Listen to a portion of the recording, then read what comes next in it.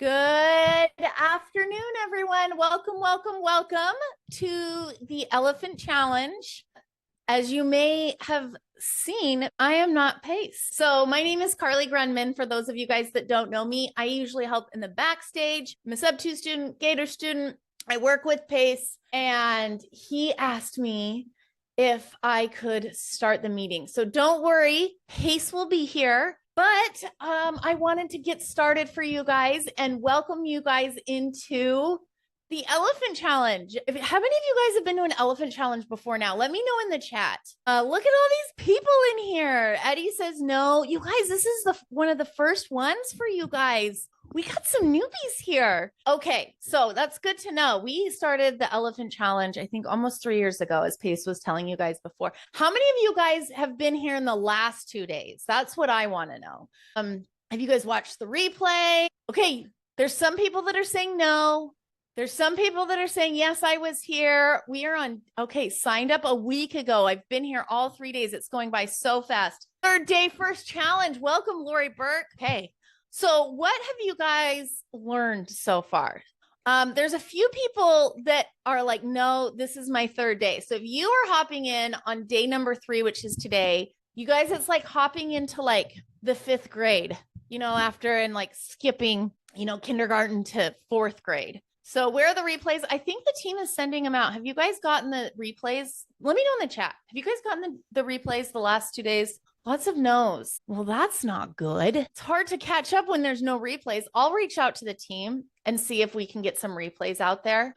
But let's go over together, since there is no replay that we can't. And let's catch up those people that it's like their third day, their first day, but everyone's third day. And for those of you guys that have been here all 3 days, don't worry. Pace is going to hop on and we'll catch up. So look at all these friends here. Okay, so look at all these people. I'm seeing some familiar names in here. Okay, so let's talk about, Clarence says, I've been playing with deal sauce filters. That's amazing, Clarence. So let's talk about high level stuff. Does anybody want to come up here and go, who has been here all 3 days and wants to come up here and help me talk about what we talked about? So Micah says, I need a deal sauce subscription, was on deal sauce today. Okay, so what is deal sauce? Let's talk about that. Deal sauce is where you can go to find leads. So I just want to give you guys a heads up, because usually I'm in the background and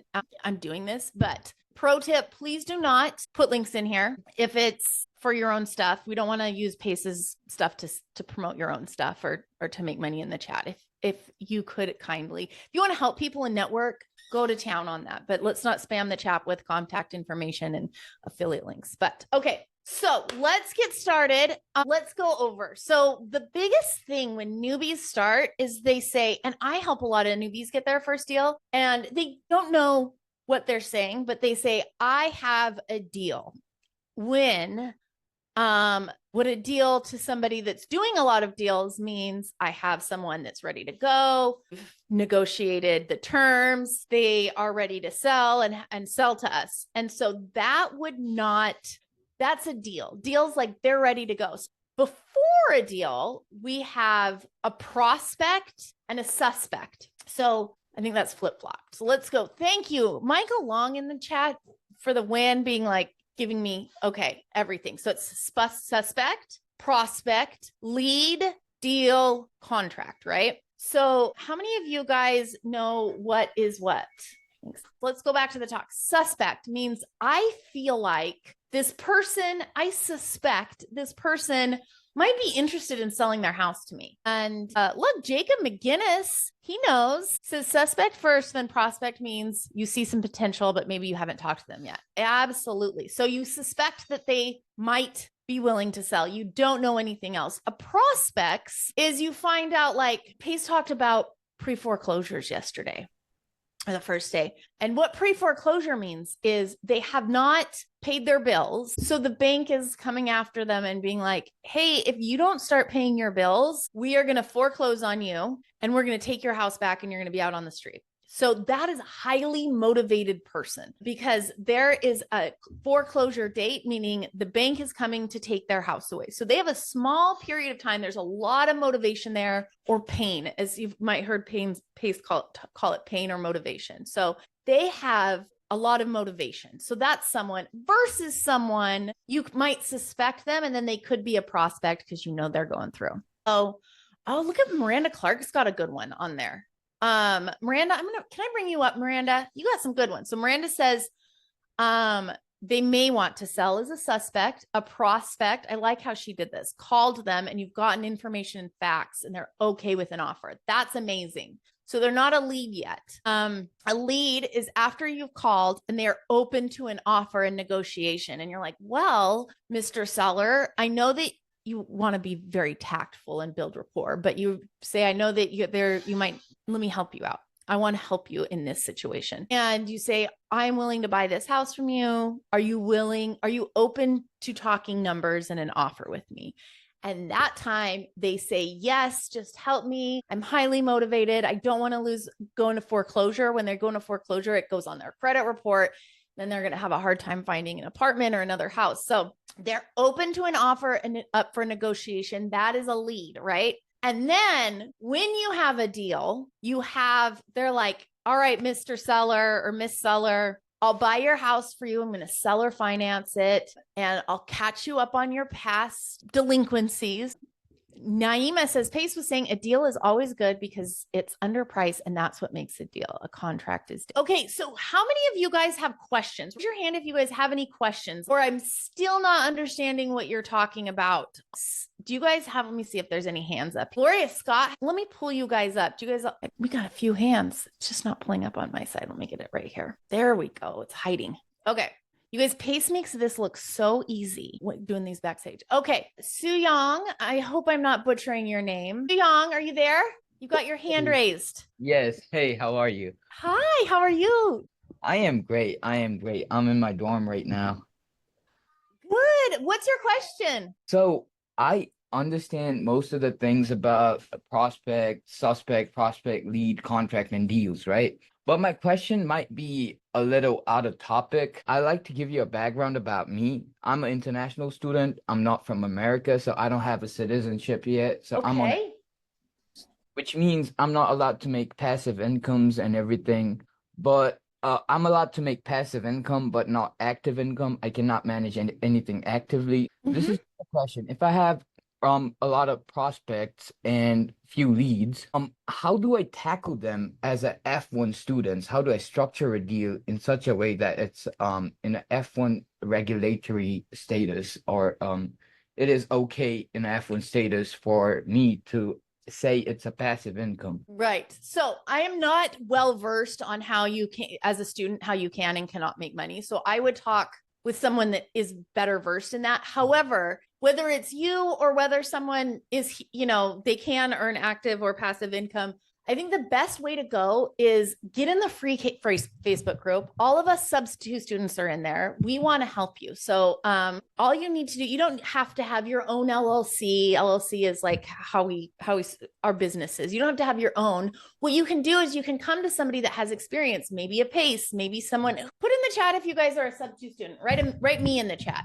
See if you look at the chat. There's a ton of you SubTo students. How many of you would love to help Su Young? Am I saying your name correctly? No, exactly, but I'm sorry. It's Su Yog. Su Yog. Sorry, I put an N in there. Yes, it's all right. I'm used to it. You can just call me Slim if that's all right. Okay, that's fine. So can you see the chat? How many people are like, hey, I'm SubTo. Oh, look, I'm going to butcher your name too, I hope. Shirag says, I am a SubTo student and an F1 student as well. So they might have some stuff that can help you. So I can't stress enough, you guys, how important it is to network. This sounds so corny. I help lead the Gator community. And I tell this every week in the Gator Newbie Zoom, your network is your net worth. So I came from the thinking of, I'm hyper independent. I'll just do it myself. I don't need anyone. And that can't be farther from the truth. See, Sarah Cruz says community is king. So absolutely, Sarah, I couldn't agree more with you. And did you see all those people in the chat that's like, let me help you, let me help you.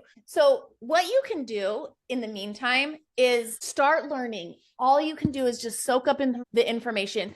Remember how Pace said, you guys are thinking on like step 25. You're thinking about getting paid, which is step 25, when you still have to go through step 1 through 24. So the best thing to do is get out there, network with people in the chat, network with people in the Facebook group. It's not, I can almost guarantee you, it's not going against any rules if you just call people, start conversations, hop onto Deal Sauce, look for sellers, learn everything. And then maybe you still need to get a suspect, prospect, lead, and deal before you even get paid. So just focus on getting that. And in the meantime, network with people in the chat and be like, where are you from, Suyag?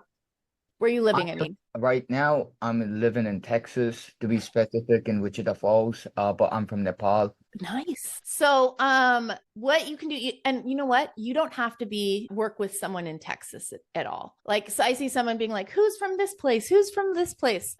I'm in Washington and I could help you. Or Tim in Chicago's in there in the chat. Tim could help you. So find someone that you really, really jive with that is experienced and it's not their first rodeo with deals. And I guarantee you, if you start bringing warm leads to experienced people, you will get paid anyway. I don't know. You can figure that out later. That's step 25. And just get your feet wet. Just make the calls, get in Deal Sauce. I love that you're here though, and you're learning. Great questions. Yeah. Any other questions? No, not exactly. That was the only thing, but I've only been here for 7 months, so it is new for me, kind of. I have been following Pace, and I'm also looking to get one of my LLC started this summer, since I'll be free. I'm already contacting and I'm talking with Alicia, if you know her or not. I don't know. Who's Alicia's last name? I am really not sure about that too. Okay. But she is helping me with everything, and I'm also in the Facebook group, and I've been messaging and calling for sometimes. I've got some leads, I've got some prospects as well. So I'm looking to it, but I am here to get my first deal. That's the thing. I'm here to get my first deal, and I'm learning a lot. Let me tell you that beforehand. But it's been a great experience till now. So before I get into signing a deal or papers, I need to know if I'm in a safe spot or not. That's the reason I have not been getting my feet wet, as you say. Yes. But I didn't mean to cut you off. I might just go ahead and get started this summer. Just start, because everybody gets so worked up about step 25, myself included. You get so worked up. You're like, I can't make money a certain way, or I can't do this. You know what? I have worked for Pace for 3 years now. And the thing that I have learned the most from Pace and part of fruition about that, just get going. All right. Thank you so much. This was really helpful. And thank you, chat. Yes. I really like it. I really like it. And I see my future now. I am so excited for you. Will you keep in touch? Will you do posts? I want to see where you are. We should all follow you on your journey. Post in the free group. Tell us all about it.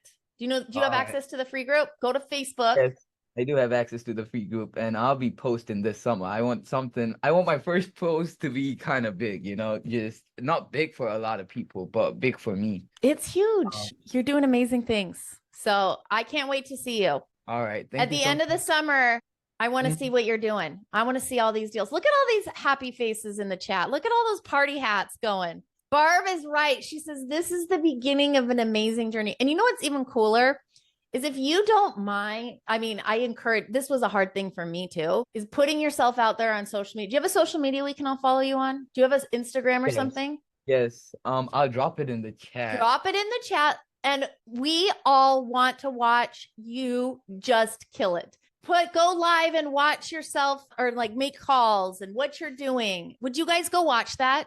Wouldn't that be exciting? I think everyone should do that. Post in the free group your whole journey. Like, how cool would that be in that free group? It costs you nothing. It's super scary, Miguel says. It is. That was really tough for me to go on social. So But I like scary. taking actions. I like taking actions. As you say, taking imperfect actions. I used to sell perfumes when I was in high school back in my country. I did a clothing brand store with my friends and we Look at donated you. everything to charity.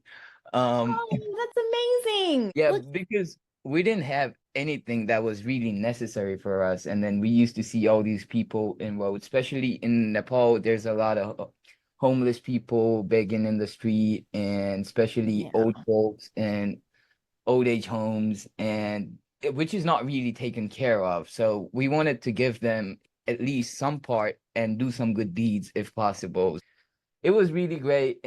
Yeah, I came across Pace like 6 months ago once I landed in America, and a month after I landed in America. And I've been following him for a while. And then I was like, one day I came across with a quote. It was like, if you do what you always did, you will always get what you always got. And I was like, That's ooh, that's right. something. So I need to take action. And then I started joining on these calls and webinars, and it has been good. And I'm also looking to get my LLC started soon. So I'm happy Get with it. You know what? You're an entrepreneur at heart. You're taking imperfect action. You're from a completely different country. You've been here 7 months. Keep doing what you're doing. You're going to do amazing things. So Thank you. thank you for raising your hand. I appreciate it. I can't wait to watch it. I'm going to keep my eye out for the free group for you. All right. All right. Let's see. Does anyone else have any questions? Let's see. We got Tracy up here. Tracy, you got your hand raised. You got some questions? Let's see. Let me get you on mute. All right. All right. Sometimes people accidentally raise their hands. All right. So let's move on. We got Gloria Scott's got her hand raised. Gloria Scott, are you there? Bueller. Can you hear me now? I can hear you now. Hi, Gloria. How are you? I'm good. I'm good. Um, Good. I'm having a lot of problems with this Zoom. That my question is, where can I write on the Zoom here? I don't see it. Oh, there's a chat. Or if you're on your phone, it's hard to find. No. I'm on my laptop. On the bottom, there should be something that says chat, and you click that, and there's a way to chat with everyone. So if someone wants to reach out in the chat, if you guys want to give your Blink card to Gloria and kind of help her with the thing, that would be amazing. Because I would love to help, but if I can't It's troubleshoot okay. Zoom over Zoom. All right, that's I am one. sorry. There's something No, at the don't be bottom that sorry. says Don't be chat. sorry. I'm learning a lot. I just haven't been able to ask questions because I haven't been able to figure Yeah. this out. Yep. All right, not a problem. Thank you for raising your hand, Sorry. Gloria. Thank you. All right. Let's see who else we have. Let's see. Is there any questions in the chat? Let's see. Taylor Bell says, that's amazing. I love your story. It reminds me of some of my closest friends and inspirations. CC Par says, you're my 6,000th follower on Instagram. You guys, I want to give you guys just a little inspiration. I was private and I only posted pictures of my dog. Right. Can you hear me now? I can hear you now. How are you, Wonderful. Vaughn? I am good, Carly. How are you? Really, really good. Where are Okay. you from, Vaughn? I'm from Michigan. Michigan. Yes, Nice. ma'am. What's your question for us? So, my question is, what if you are not in the SubTo community as yet? You definitely go out and make the calls, find a prospect, and then get a lead. Is it Yeah. okay for you to bring it to the Facebook group to get help on that lead? That's exactly what you're supposed to do. You're thinking, you guys, I think we should all write this down. Write it down in the chat. And if you can't get it, the chat figured out, write it down on a piece of paper. So you are worried about step 25, and we need to say, just get in there and find a lead or suspect before you even worry about everything else. You do not have to be in SubTo. Remember how I was telling you I wanted to be a lone wolf and do everything myself? It sounds like you're kind of like that. You're like, I'm not in the community. I don't have the contracts. I don't know what I'm doing. You don't need to know everything to take action. So I just completed a deal. I had a bird dog. A bird dog is somebody that goes and finds a warm lead for me that I can close. So I had a bird dog bring me a lead. And then I called the lead and I got ready to close it. And then I had the contract and then I got a TC, a transaction coordinator. This is way down the line. So I'm just telling you all the people I had involved in a deal. And then I had some people on my team help me that was doing some research. And then I borrowed money from someone. So I have 5 people in this deal that I could, and then I had to go have another person that helped me find a buyer. So that's the dispo stuff. 6 people so far. And then I had a buyer. So I needed 6 people in this deal to get a deal done to cash a check. It should not matter if you are in the SubTo community or not. It's a great community, but you need to get ready. You haven't even picked, have you signed into Deal Sauce and made a phone call yet? I haven't because of my job. I still haven't got the chance yet. I'm still learning. I'm still processing everything. That's okay. So just get into Deal Sauce, get into and start making phone calls. Network in the chat. You guys, I can't tell you enough. Your network is your net worth. It's super, super, super corny. So get in there and network with each other. We got people saying, hey, I'm happy to help you. We got someone in Tennessee talking. So network in the chat with each other. You cannot do anything without other people. So I think we should all write this down together. I will take imperfect action. I'm not going to worry about step 25 if I haven't even picked up the phone yet, if I haven't even logged into Deal Sauce yet. So you're overthinking it. Overthinking will kill a lot of things. So imperfect action. Okay, gotcha. Thank you. Thanks for raising your hand, Vaughn. I appreciate it. Way to go. Okay. Anybody else? I'm going to go to the things now. Let's see. Join the Zoom today. What's Deal Sauce? Perfection. Okay. Where do we get replays? We'll talk to the team about that. Okay. Someone says, let's talk about, we know what a deal is, or we know what a deal is, a suspect, a prospect, all of those things, right? If you don't, I bet there's going to be some kind people in the chat that's going to put what each of them is. Okay. So how do you find a prospect? How do you find someone that's like, maybe I might be interested in selling my house? Put it in the chat. Where is one place you should go? For those of you that were here before, yeah. So Sheila's right. Not Craigslist, not Zillow, Deal Sauce. So if you go to I think it is. Let me look. Should we go together? I'll show you ways where to go. Let me share my screen. Let's go together and go to www.saucemydeals.com. Deal Sauce is that right there. We go. Saucemydeals.com. Should I put it in the chat for you guys? How many of you guys have gone to Deal Sauce? You guys have no excuse, by the way, because they give it to you for free 14 days. So even if you're working, you guys, you can come home, look at your phone, see how many hours you spend scrolling Instagram or playing games or something. That's a hard thing to look at, your social media thing. You're like, oh my God, how much hours am I spending on this a week? It's a lot. So let's sign up. You guys, I don't have Deal Sauce yet, and I'm going to sign up. Should we all sign up together? You guys have no excuse look, Vanessa says, I have my suspects. Paul says I did it last night. Somebody says they didn't send my login. Go to support@dealsauce.com, I think. So I'm going to show you guys how easy it is. And I have never been in here. Oh, I don't want to put my debit card on the screen though. Let's see. Let me do this here. I'm going to not share my screen because I don't want to share my credit card information with 900 of you, even though I completely adore you. I'll go do this. Let's talk about questions. Let's see. I want to support Deal Sauce, but still no response. So you guys check your junk. Let's see. Okay. Maxine Martin says, I've been on Deal Sauce and I have a question on how to acquire properties when sellers do not want to do seller finance in most of them. You know what? The biggest thing I can tell you, if people don't want to do seller finance, that's fine. I think we don't ever want to like force anyone into selling their house. And I think this is so important why you guys should network with people in the chat that know what they're doing, that are maybe closers, that can help. Well, it's not their first rodeo talking to sellers. So if you don't want to sell your house, I'm not going to make you sell your house. Let's see. Ulixis, I'm probably butchering your name, says, when you say call, do you mean calling the owner? Yeah. I mean, you don't want to call their neighbor and ask, do you think your neighbor wants to sell or finance their deal for me? So let's see, there's a lot of questions about not getting a hold of them. So if you guys go to, look, let me show you this. I'm going to show you guys, if you guys can be resourceful, this is a dying breed thing. This is a dying characteristic. So go down to the very bottom of saucemydeals.com. I'm going to put it in the chat for you guys again. At the bottom, support at dealsauce.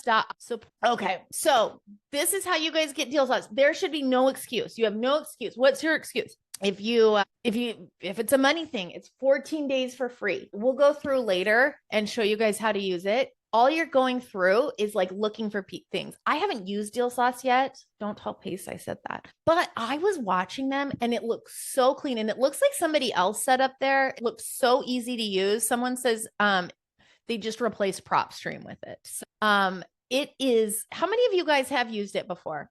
Let me know. All right. Barb has, Sarah has. Where is Pace? So if you guys are just coming on, if you guys are late to the party, Pace is running behind. And so I work with Pace. I'm a SubTo student and I'm going to help you guys get started going over all the questions. So when Pace gets here, we're not saying, what's a lead? And he's like, good Lord, I've gone over this. So I am substituting. So do people just call with their personal cell? Why not?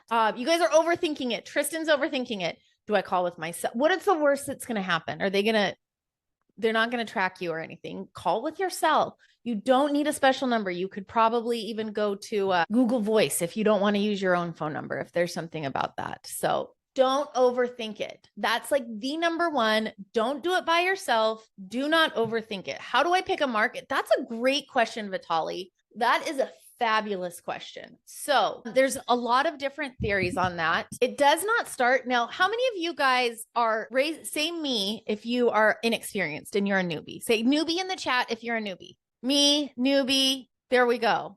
Look how many newbies are here. So don't get hung up on the market. You can start in your backyard. A lot of great places to start are, if you want to like stack the deck in your favor, is research. Remember I said resourcefulness is key? Go look up on the census and be like, where are people moving from? I bet you guys know where people are moving from and to in the United States. How many of you guys know? Atlanta, Georgia, great investor-friendly place. I think it's one of Pace's favorite places to invest. So how many of you, okay, there's a mass exodus out of, yes, Kim, you're right. From California, mass exodus out of California.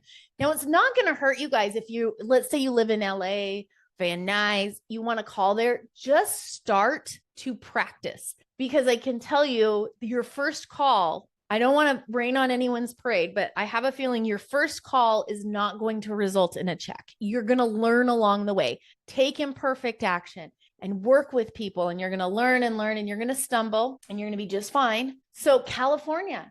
So I say start in your backyard, but if you want to stack the deck in your favor, people are moving to Texas, the Carolinas, great places, Florida, Georgia. Where else are there people moving to? Love it. Kaylee says, stumbly bumbly. Just own that newness. Nothing has to be perfect. Pace specifically warned against Miami last night. He did warn against Miami. It's rough.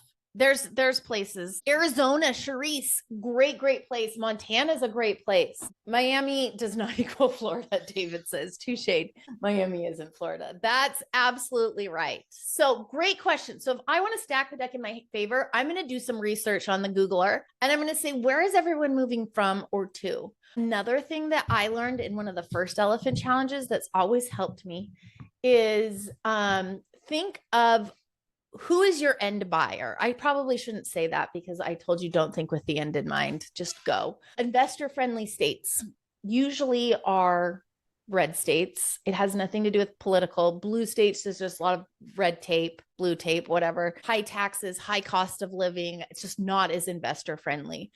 Tenants have more rights to the house than they do the owner. So I live in Washington. and Seattle, Washington is tough. There was just something in the newspaper the other day. Talk about markets, how to pick markets. I live in Washington and I will not buy anything in Seattle because this guy was like, he needed a few bucks and he decided to rent his house out on Airbnb. And he literally moved into his van. He's like, I can do this for a week. Turns out the guy that or gal that lived there did not leave because Seattle and this part of the laws, this owner couldn't evict them. The tenant had more property rights than the owner. That tenant turned around, rented the house out on Airbnb, and was making money on this guy's house while he was living out of his van and couldn't do anything about it. Squatters' rights, Michael Long says. Exactly. So there is, if you want to stack your deck in your favor,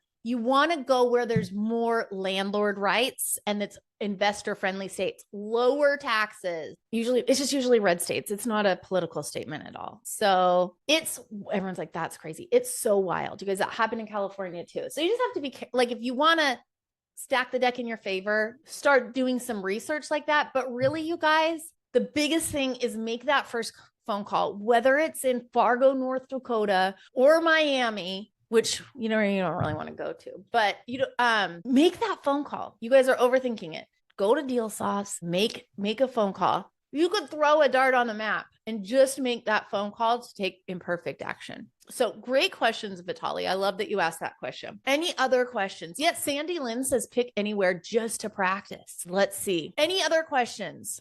Do we call everyone in foreclosure and under 4%? Let me see. So what Vlad is asking, or was it Vlad who says that? You guys are talking so fast. It's Shirag. You're asking great questions. Okay. Do we call everyone in foreclosure and under 4%?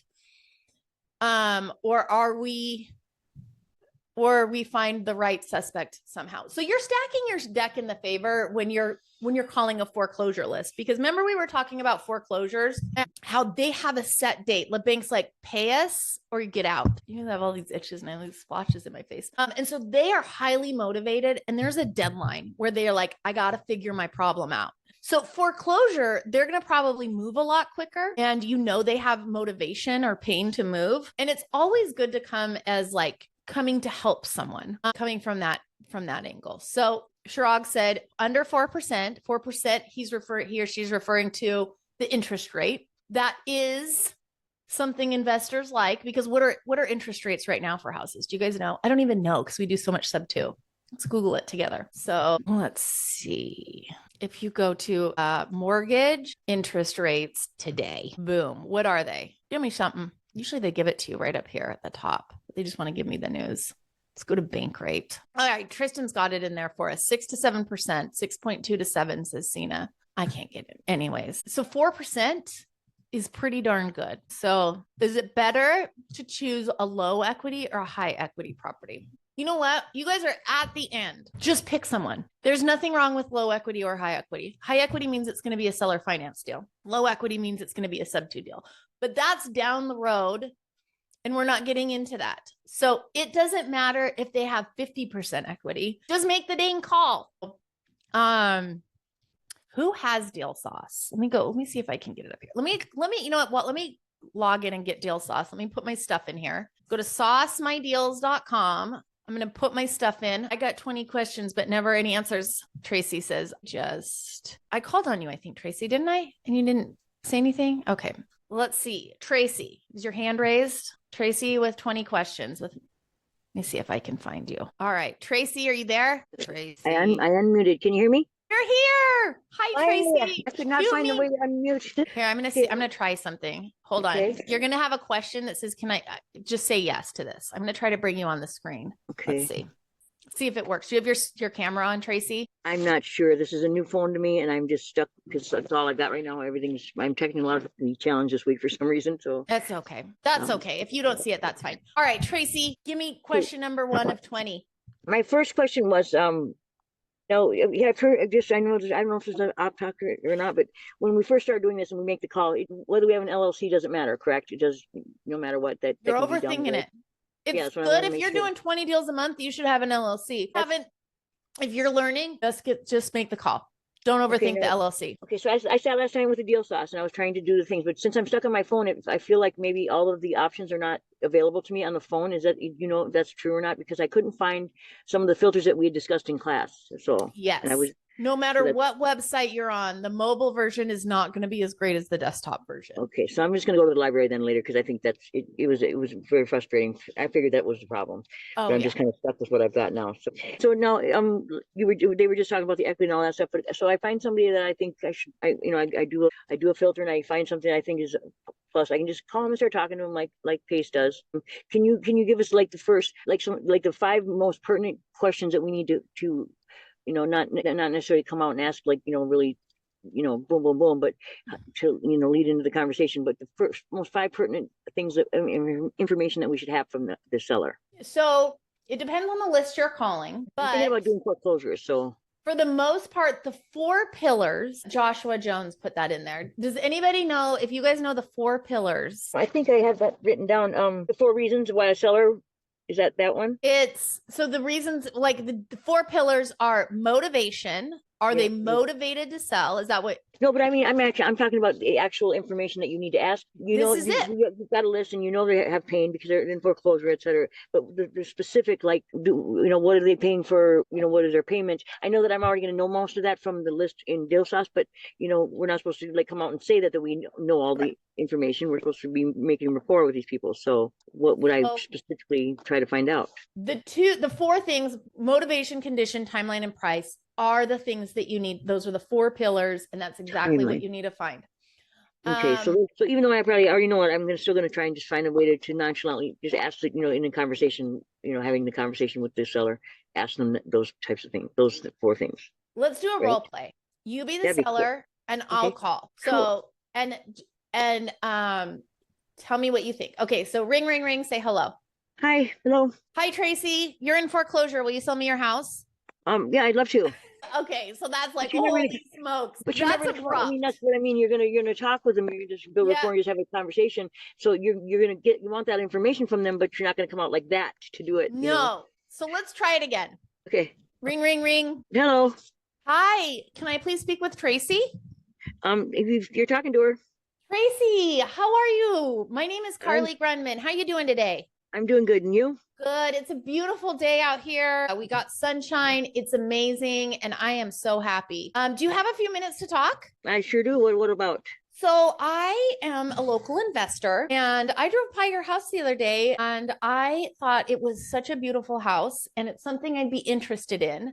I was wondering if you've ever entertained the idea of selling your house. Well, I'm not sure exactly what to do right now. I'm in foreclosure at the moment, so. No, I'm so sorry to hear that. So there's a few ways we can help you. We can help you maybe get that loan modification and help you get started. Or what we can do is I can take a look at your house if you would be open to it, if I could ask you some questions. And what I would be willing to do is to possibly offer to pay what you still owe to the bank, and then take over the payments from there. Is that something you might be willing to entertain? Okay. Yes, absolutely. All right. So let me ask you a few questions because I did drive by it, but I don't have a lot of stuff. Tell me about, so I know that, now this is the side. I know that she's motivated because she's in foreclosure. So foreclosure, she told me herself. So now what I might go do is be like, so tell me about the condition of your house. How new is the roof? Does there need to be repairs? It's not going to make a difference for me, but it's just good for me to know what I'm getting into. Tell me about the condition of your house. It's pretty much brand new. We got it about 4 years ago, and it was brand new construction. So it's a brand new house. Yes, pretty much. Oh, that's amazing. So let me ask you this. So it must be a new house. So there must be a fairly new loan on it. So there's probably not a lot of equity. Is that correct? Exactly. Yes. Okay. That's amazing. So I've got price. I know how much I'll be like, you know what, Tracy, I'd love to give you an offer. Is there any way you can send me a copy of your most recent mortgage statement? Sure. Great. I'm going to text you my email. So I have motivation, condition, timeline. Do you have a foreclosure date? Have they given you a date yet? Yeah, it's like 3 months from today. Okay, so I've got 3 months to try to figure out. Do you have anywhere to go after this? At the present, no.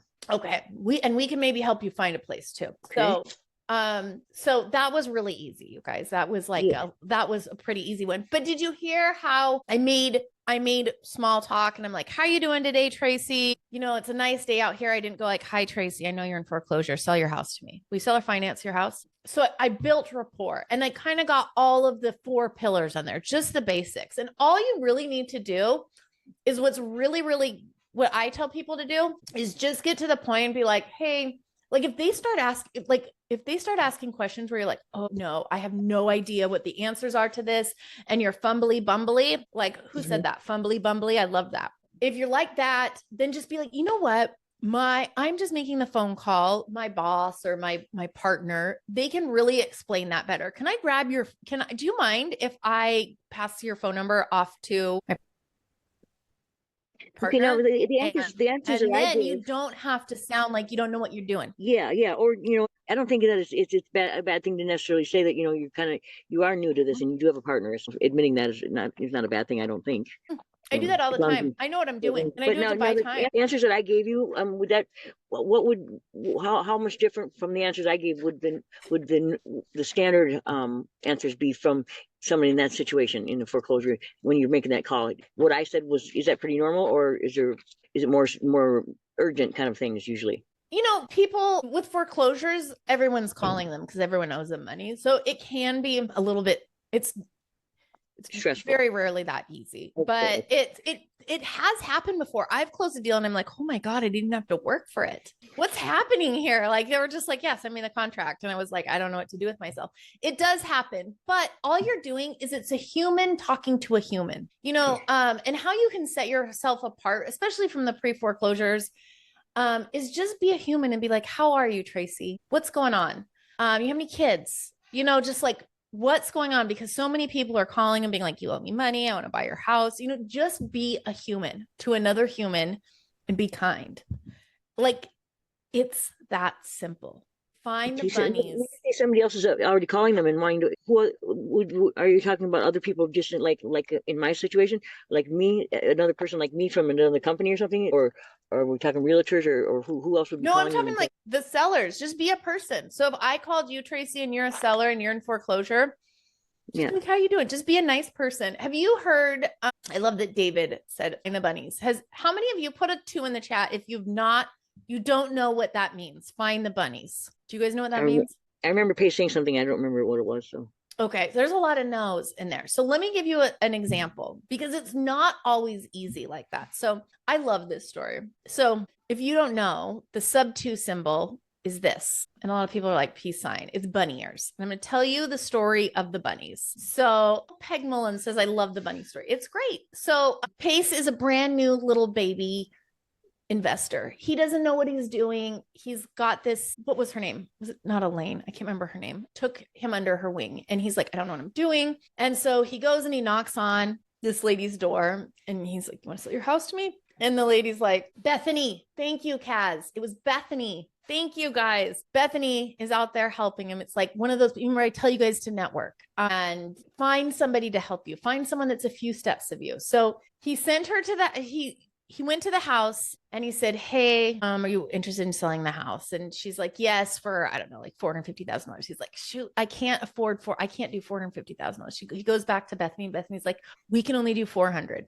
And so he's talking to her and he's just talking to her like a human. She's showing her around the house and, you know, it's kind of in disrepair.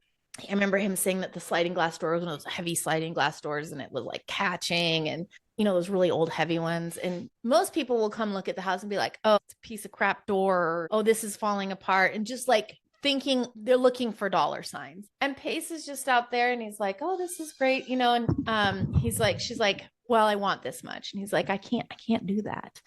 But you know what? I'm here and I'm a contractor. Is there anything I can, like, what do you need? How can I help you? So he already knows that this isn't going to come into fruition. And I wish Pace could tell the story. He is the most amazing storyteller. So he says, what do you need? What do you need? That's a good way to start with people.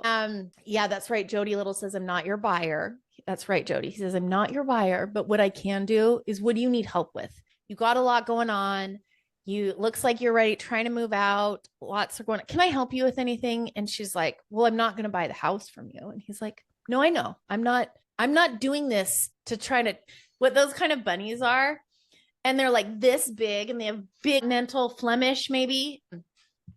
So they're like these that you see at Easter. They're like these gigantic, like cyclops bunnies. They're huge Flemish bunnies. I think everybody thinks they're Finnish, like Agora, Flemish. There's a lot of people saying a Flemish bun.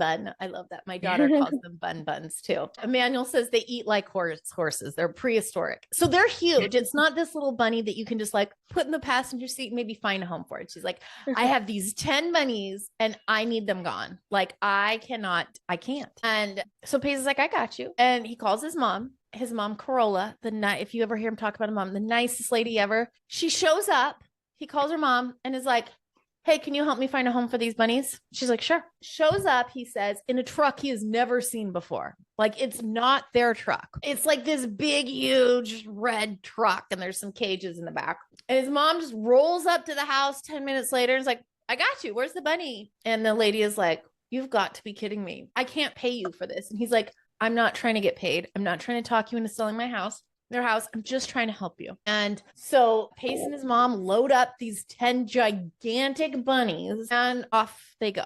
Finds homes for him. She goes to the church group and is like finding homes, and they find them nice, really good homes. So Pace is not thinking, there's a missing door. I can make money here. This needs to be done. I could do this. Let me talk about how in disrepair your house is. He is talking about human. Remember I said human to human. Just be a person, be a nice person, be an Eagle Scout, and be like, how can I help you? Because this day and age, everyone's got some crap going on, and kindness can go a long ways. And you're not being kind to sell a house or to make money. You're genuinely, if you hear that phrase a lot, if you're in any of the communities, you hear the phrase, the go-giver. There's a whole book on being a go-giver where it's just like, you're not giving to receive something. That's manipulation. You are giving to genuinely help humans. And so they leave, and the bunnies are gone. He doesn't talk to her. And so a few weeks go by, and the seller calls her and calls Pace and is like, Pace, I want to sell my house to you. And he's like, I would love to, but I don't have $450,000. I can only do 400. I can't do more. And she's like, you know what? I had wholesaler after flipper after wholesaler, gigantic bunnies. And all they wanted to talk about was money, money, money, what they can get out of this. And I don't want to sell to someone like that I'll sell to you for $400,000 or whatever it was. And that was Pace's first deal. And you know what? He did not be like, then he went and called Bethany and he's like, oh my God, she wants to sell this. I don't know what to do. I don't know how to do the contracts. He did not worry about that. He did not worry about, did he worry about if he had an LLC? Did he even maybe know what an LLC? I'm sure he did. Pace is a smart guy. Did he worry about if he knows how to do the contracts? Did he know about if he was in some sort of community? Did he worry about that? No, he was just a human. He was just a human helping other humans. And I can tell you that's not as common as it should be anymore. Yeah. We're all just in survival mode these days. And I think the best, you can have a script. Pace always poo-poos on scripts. You can have a script, but do you sound like a genuine human being if you're reading off a script and you're like, hello, Tracy, how are you doing today? Would you like to sell your house to me? So does that answer your question about what you say to them? Just be a human. Yeah. I just wanted to know where to start. And that makes sense. Totally makes sense. Just talk to people like they're people. So that's a huge one. So I think Jenna's here. Jenna, are you here? If Jenna's here, look at that. Jenna, you are so beautiful. Well, thanks. This is just today's curls. You look I introduced you yesterday and my girls were in the car, my daughters, and they go, who is that? She's so pretty. You are so pretty. You have the best hair ever. Yeah, you have good curls. Oh, we thanks. both do. So. Yeah, my son has the curls. If you would see his, he has these spirals. He calls them his little tornadoes. So that is so cute. I love it. Yeah. I love it. Well, how are you? Thanks for coming today. Pace is, as you know, Pace is running behind today. So it's just us. And I haven't signed up. I went to go sign up for Deal Sauce and I was sharing my screen and I'm like, oh my God, I don't want to put my credit card information because I was going to show them how easy it is to sign up. So and then we started answering questions. But so we just started there. And now that you're here, maybe they can answer, we can do the Deal Sauce tour. So Oh yeah. Yeah. So we'll get back into it. So like yesterday, we all got to know each other quite a bit. So now that we talked a lot about just the beginning stages, ways that we're going to be analyzing things, and then obviously you just made me co-host, so I assume that was going to allow me to share. So what we'll do now is I'll just kind of give you guys a walkthrough of the software and just give you as much info as I can before Pace gets here, because that way, when wherever he's going to drive us, at least we know we got through some of our software, just so you guys can see it. Because obviously, I know you get a 14-day free trial.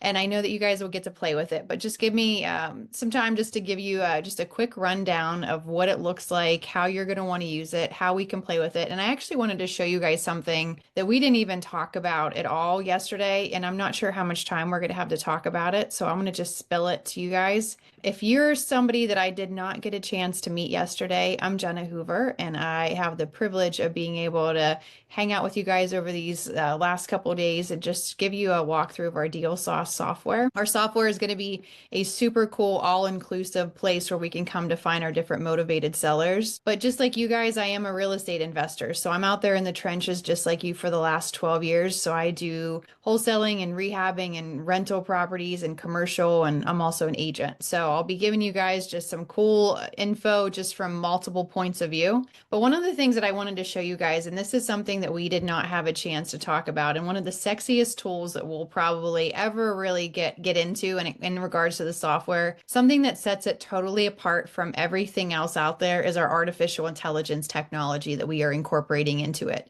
that you guys will have access to really leverage in your business. So you guys have nationwide access to all the different properties all across the country. However, you will also have access, we'll give you guys, when you sign up, you're going to have a credit to turn on the artificial intelligence scoring feature in whichever zip code of your choosing. So you can change that zip code every single month if you want. You always can add more zip codes, and we're not here to talk about making you guys buy something extra that you don't already need or don't already want. I just wanted to say that because that's usually the first question that I get is, well, what if I invest in more than one zip code? You can buy multiple zip codes, you can buy your whole county, you can do your whole state or country. So with that being said, let's just talk about what it is so that you can see if you'd even want more of it. And so our AI is one of the most fascinating tools in the system. And so what we're doing is we're scoring all the properties on a scale of 0 to 1,000 being the best on how likely we predict that that property will sell in the next 90-day window. You can almost imagine if you were laying there in bed and you say, you know what, if I just woke up from this amazing dream where I had all these properties right here at my fingertip and I just clicked a magic button and it was almost like it sifted it, like it's sifting for gold, and it handed me all those different properties, the ones that are most likely going to sell, handed it to me on a silver platter, or we can say a gold platter since we're talking about sifting for gold. And that's literally what the AI does. And so just to kind of show it to you, like, let's just say we're going to go to Jacksonville. So let's go to Jacksonville. That's one of my favorite markets. Before Pace comes in here and he wants to make us all go out west, let's go down south. So we're going to go here to Jacksonville. And then what we're going to do here is you're going to see, again, we have 309,000 different properties. Totally overkill, too many.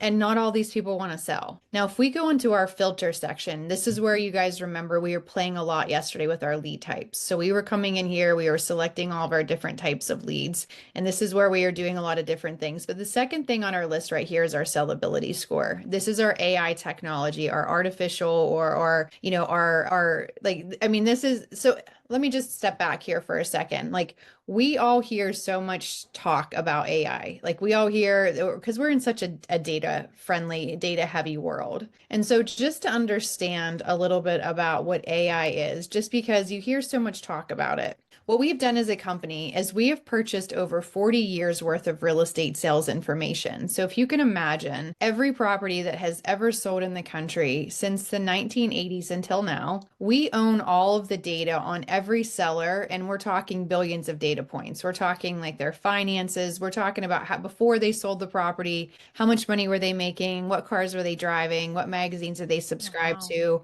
We're talking about, you know, we're looking at things like before they sold it, did somebody pass pass away? Did somebody lose a job? Like, because what we're trying to figure out is that we know that the property sold. What we don't know is the why, like the logic behind them selling. And again, this is every property since the 80s, like the 1980s until now. We own all the financial information on every seller and all of the property details on the property itself. Because again, we're trying to establish the why.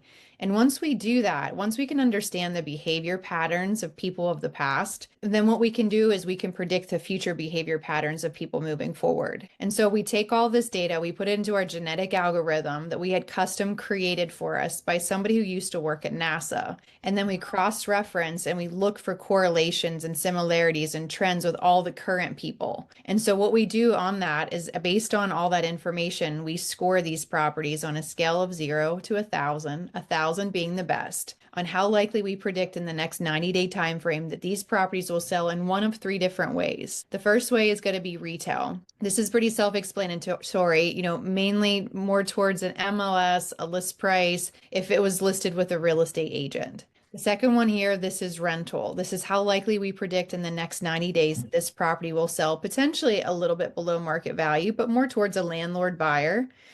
And our third one, this is going to be a lot of our favorites. The one in purple is going to be wholesale. So how likely in the next 90-day time frame on a scale of 0 to 1,000, 1,000 being the best, do we predict that these properties will sell below market value, discounted wholesale kind of pricing? Now, for a property to have a high wholesale score, there's something going on financially.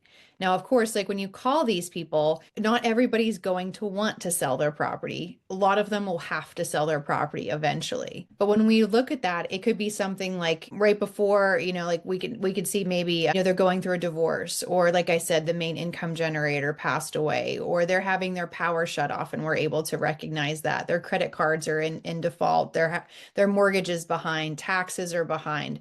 There's something that's going on financially that flags them on this list. So if you come into an area, like let's just pick Jacksonville, we have 309,000 different properties.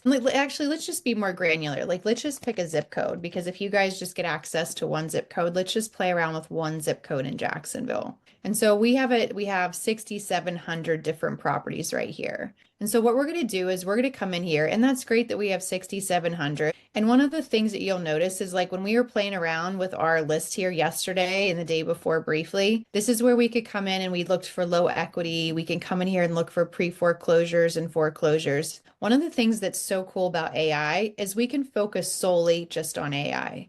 Like we could come in here and build out our list solely just with AI. We can come in here and build out a list solely just with our lead types, or we can create these super lists where we could come in here and say, show me all the people that have a property that's either, an absentee owner, or show me somebody who's behind on taxes that also has a very high AI score. So you can combine it and create these super lists. So we can come in here if we're looking for properties that are potentially below market value, discounted wholesale kind of opportunities. We could come in here and say, okay, I have these properties. I have 6,000 different properties. Show me all the ones that are a minimum of, let's just say, a 500 score. Now, anything above a 500 is obviously an indication that there's some sort of financial distress going on. But the higher we go, the more likely these properties are to sell. So we can see here, and the size of your list is based on you. It's based on your territory. Like if you're from a tiny little country town, like I am, we only have, a couple thousand people in our whole towns. Our list, I may be able to just stop here at something like 600, so again, we can keep going up, but of course, let's just cut to the chase. Let's just go zoom right in here. Let's just go to a 900 score and higher. Now we have narrowed it down from, 6,000 in some properties down to 801 properties. And now as a company, and it's one thing for us to tell you guys, oh, it's so great. Oh, it does these things. But really we want to be able to have some sort of stats to give you or some sort of evidence of how well it really works. And so as a company, every quarter we pull our own data nationwide. And we wait 90 days and then we cross-reference what's sold versus what we had predicted. And properties that have a score of a 900 and higher, we are accurate 18.6% of the time. Now that may not sound like the best test score if your kids bring home their test and it's an 18.6%. But what that means is if you have a list as small as 100, 18 or 19 of those properties will most likely on average sell in the next 90-day time frame. Now, some of you may sit there and say, holy heck, like, I don't know if I could handle 18 or 19 different properties that are coming at me in the next, in the next 90 days. Now, based on how well you handle those leads are going to be how many of those you actually purchase, but that's how accurate our AI is. And when the AI first came out, like, I mean, of course, like I'm skeptical, like when it comes to this kind of stuff. Like I grew up super sheltered. I went to 13 years of private school. I didn't really have computers, which is so funny that I ended up working in the tech world, but I didn't even have a computer really till I was in college. So when I hear all this like buzz talk about AI and stuff like that, when I first, got it really involved in our software, I was like, what kind of witchcraft are we coming up with? Like what shenanigans are we creating? Like this is creepy and this is invasive that we bought 40 years worth of people's data, everything financially about them, the magazines that they subscribe to, like that is totally like invasive. But so I was part of the beta testing of it. And so I was like, all right, like let's take a peek at this. So I went into my geographic area, I put in my territory. I focused on a score of 600 and higher just because I was from a little tiny town and I didn't have a lot of stats. And then I also combined it with absentee owners. So, I basically went in here, I took a 600 score. And then, again, I went in and I selected absentee owners. Now, if you don't remember what absentee owners are somebody who owns a property that they're not personally living in. It's either a rental property or it's a property that's sitting there vacant. And I love anything that's flavored with absentee owner just because, like we talked yesterday, there's usually less emotional connection to that property. I like it because I don't usually have to find them another house to move into if it was an owner occupied property and I was buying their property. I like it because, again, it's either vacant or a rental and it's usually a quicker sell. So anything flavored with absentee owner, I love it, especially because I'm a fellow landlord. And so in this case here, we have 782, but in my case in Southwestern Pennsylvania, I had 59. And out of that 59, I took those people and I selected them and I sent them some postcards and I spent somewhere, it was less than $90. It was either like $82 or $87 or something like that. And I sent them some different postcards. Now I'm going to give you guys my stats. Okay. These are my stats because I had to keep accurate stats. And I'm not saying that these will be your stats because it's like unworldly. Like it's almost unbelievable how my stats were. I'm not saying that this will be your result, but these were my exact results. After the first postcard went out to 59 people, I had 13 phone calls that came back in out of 59. Wow. And out of that, like 7 of them were worth looking at, like that I was like, oh, you caught my attention. And one of them I was able to refer to another agent because I'm a licensed agent and I can refer it for her to have a listing. And another one, you guys guessed it, I got it subject to. So I bought it subject to their existing mortgage. And so they were all in somewhere around 300 and some change every single month. And that's, the taxes, the mortgage, the insurance, everything all put together. Now, I know some of you in some states are probably like, what? Like, we don't even like, that's what our electric bill is. Like, what do you mean that's your mortgage payment? Like, I mean, it was a very inexpensive property. It was a 2-bedroom property. And this is like where like it's so cool to be able to like really play around with some of these different lists, but it was an absentee owner. So they had this property. It used to be their house. They moved out of it and built another house and they had it as a rental. And she hated being a landlord when her husband worked out of state. And so it was so funny because she said when I first talked to her, I wish I would have recorded the conversation, but she was like, you know what? We were just having this conversation. We were having pizza the other night and we said, you know what should we do with this property? Because at that moment it was vacant. They weren't actually renting it out. They tried putting it on the market and selling it a couple times, but it was on the main road. It was a 2-bedroom, which wasn't very desirable. It was move-in quality, but it was not like glamorous kind of a condition. Like it was kind of dingy. It had a small kitchen. It was just like a really cute starter house for them, but nobody really wanted to buy it. And so they owed like 30 couple thousand on it. They tried selling it for around 50. And when I was walking through the house, she made some kind of a comment about doing something, some kind of owner finance to somebody before, and then it ended up falling through. So I'm like, okay, she speaks my love language. She knows something about creative financing. And so what I did is I proposed to her because she's like, I just want rid of it. Like you guys will hear those phrases, like some of those like sweet, sweet phrases, like I just want rid of it. I just want out of it. I just want done with it. Well, luckily for them, subject to is very, very quick. So what I did is I proposed to her that I was going to take over their mortgage payment, and that's what we did. So it was $314 and some change.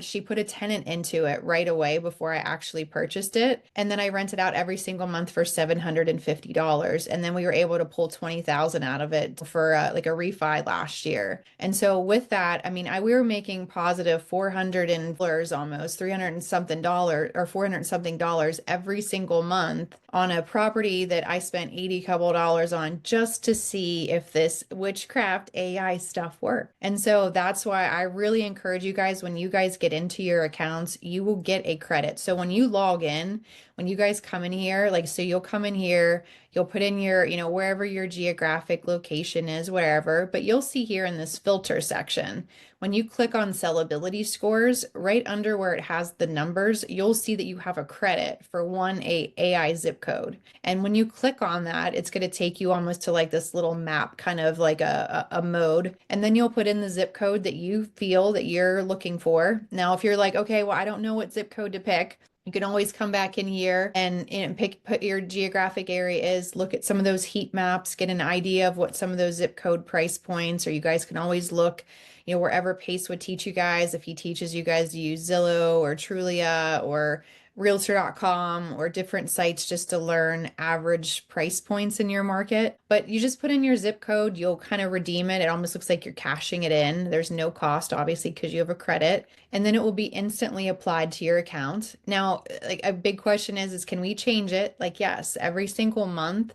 We do limit it to once a month, but because of course we had some of those people that ruined it for everybody by wanting to change it every other day instead of just getting more territories. If you do want more territories, you'll see here, there's like a little red upgrade, looks like a little lock. And you can see here where you could add more territories if you want to, but I recommend you just like experience the one you have first. And then that way you guys can see if you like it, see if it's something that's for you, but really experience the power of it because it is massive. Like the things that we're able to determine. Now, when we look at those three different numbers, sometimes people are like, well, when would you use one of them versus the other? So the retail score, this one, I actually use this whenever I'm doing some things with subject to in regards to low equity properties, because this is basically saying how likely is somebody to sell their property in the next 90-day time frame, more towards a retail list price type of a price point. Now, obviously, if somebody does not have low equity, it would, by all means, like we could look in here and select the wholesale score because really they're probably financially struggling that they would probably need or have to sell that property at a discount to sell it quickly for whatever's going on in their life.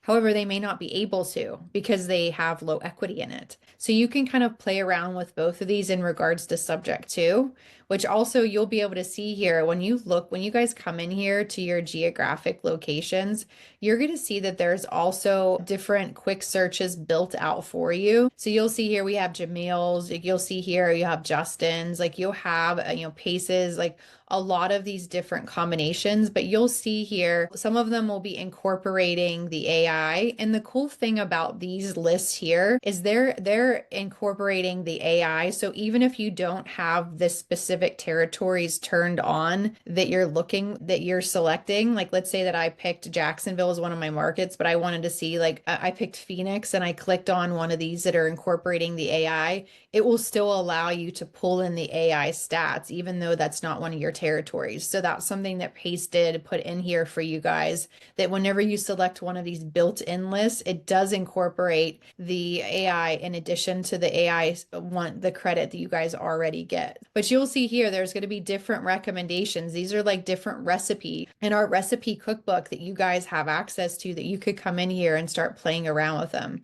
But again, the AI is one of the most fascinating tools that you guys can get into and really start leveraging. So especially if you're coming in here and you're like, look, I'm new, I've not done real estate before, I don't really know what the heck to look for. All that I'm looking for is just motivated sellers. I'm just looking for people that have some sort of a desire to sell their properties. So you can come in here and you can just seriously put in wherever you're investing, like whether it be, Cleveland or wherever, wherever your market is.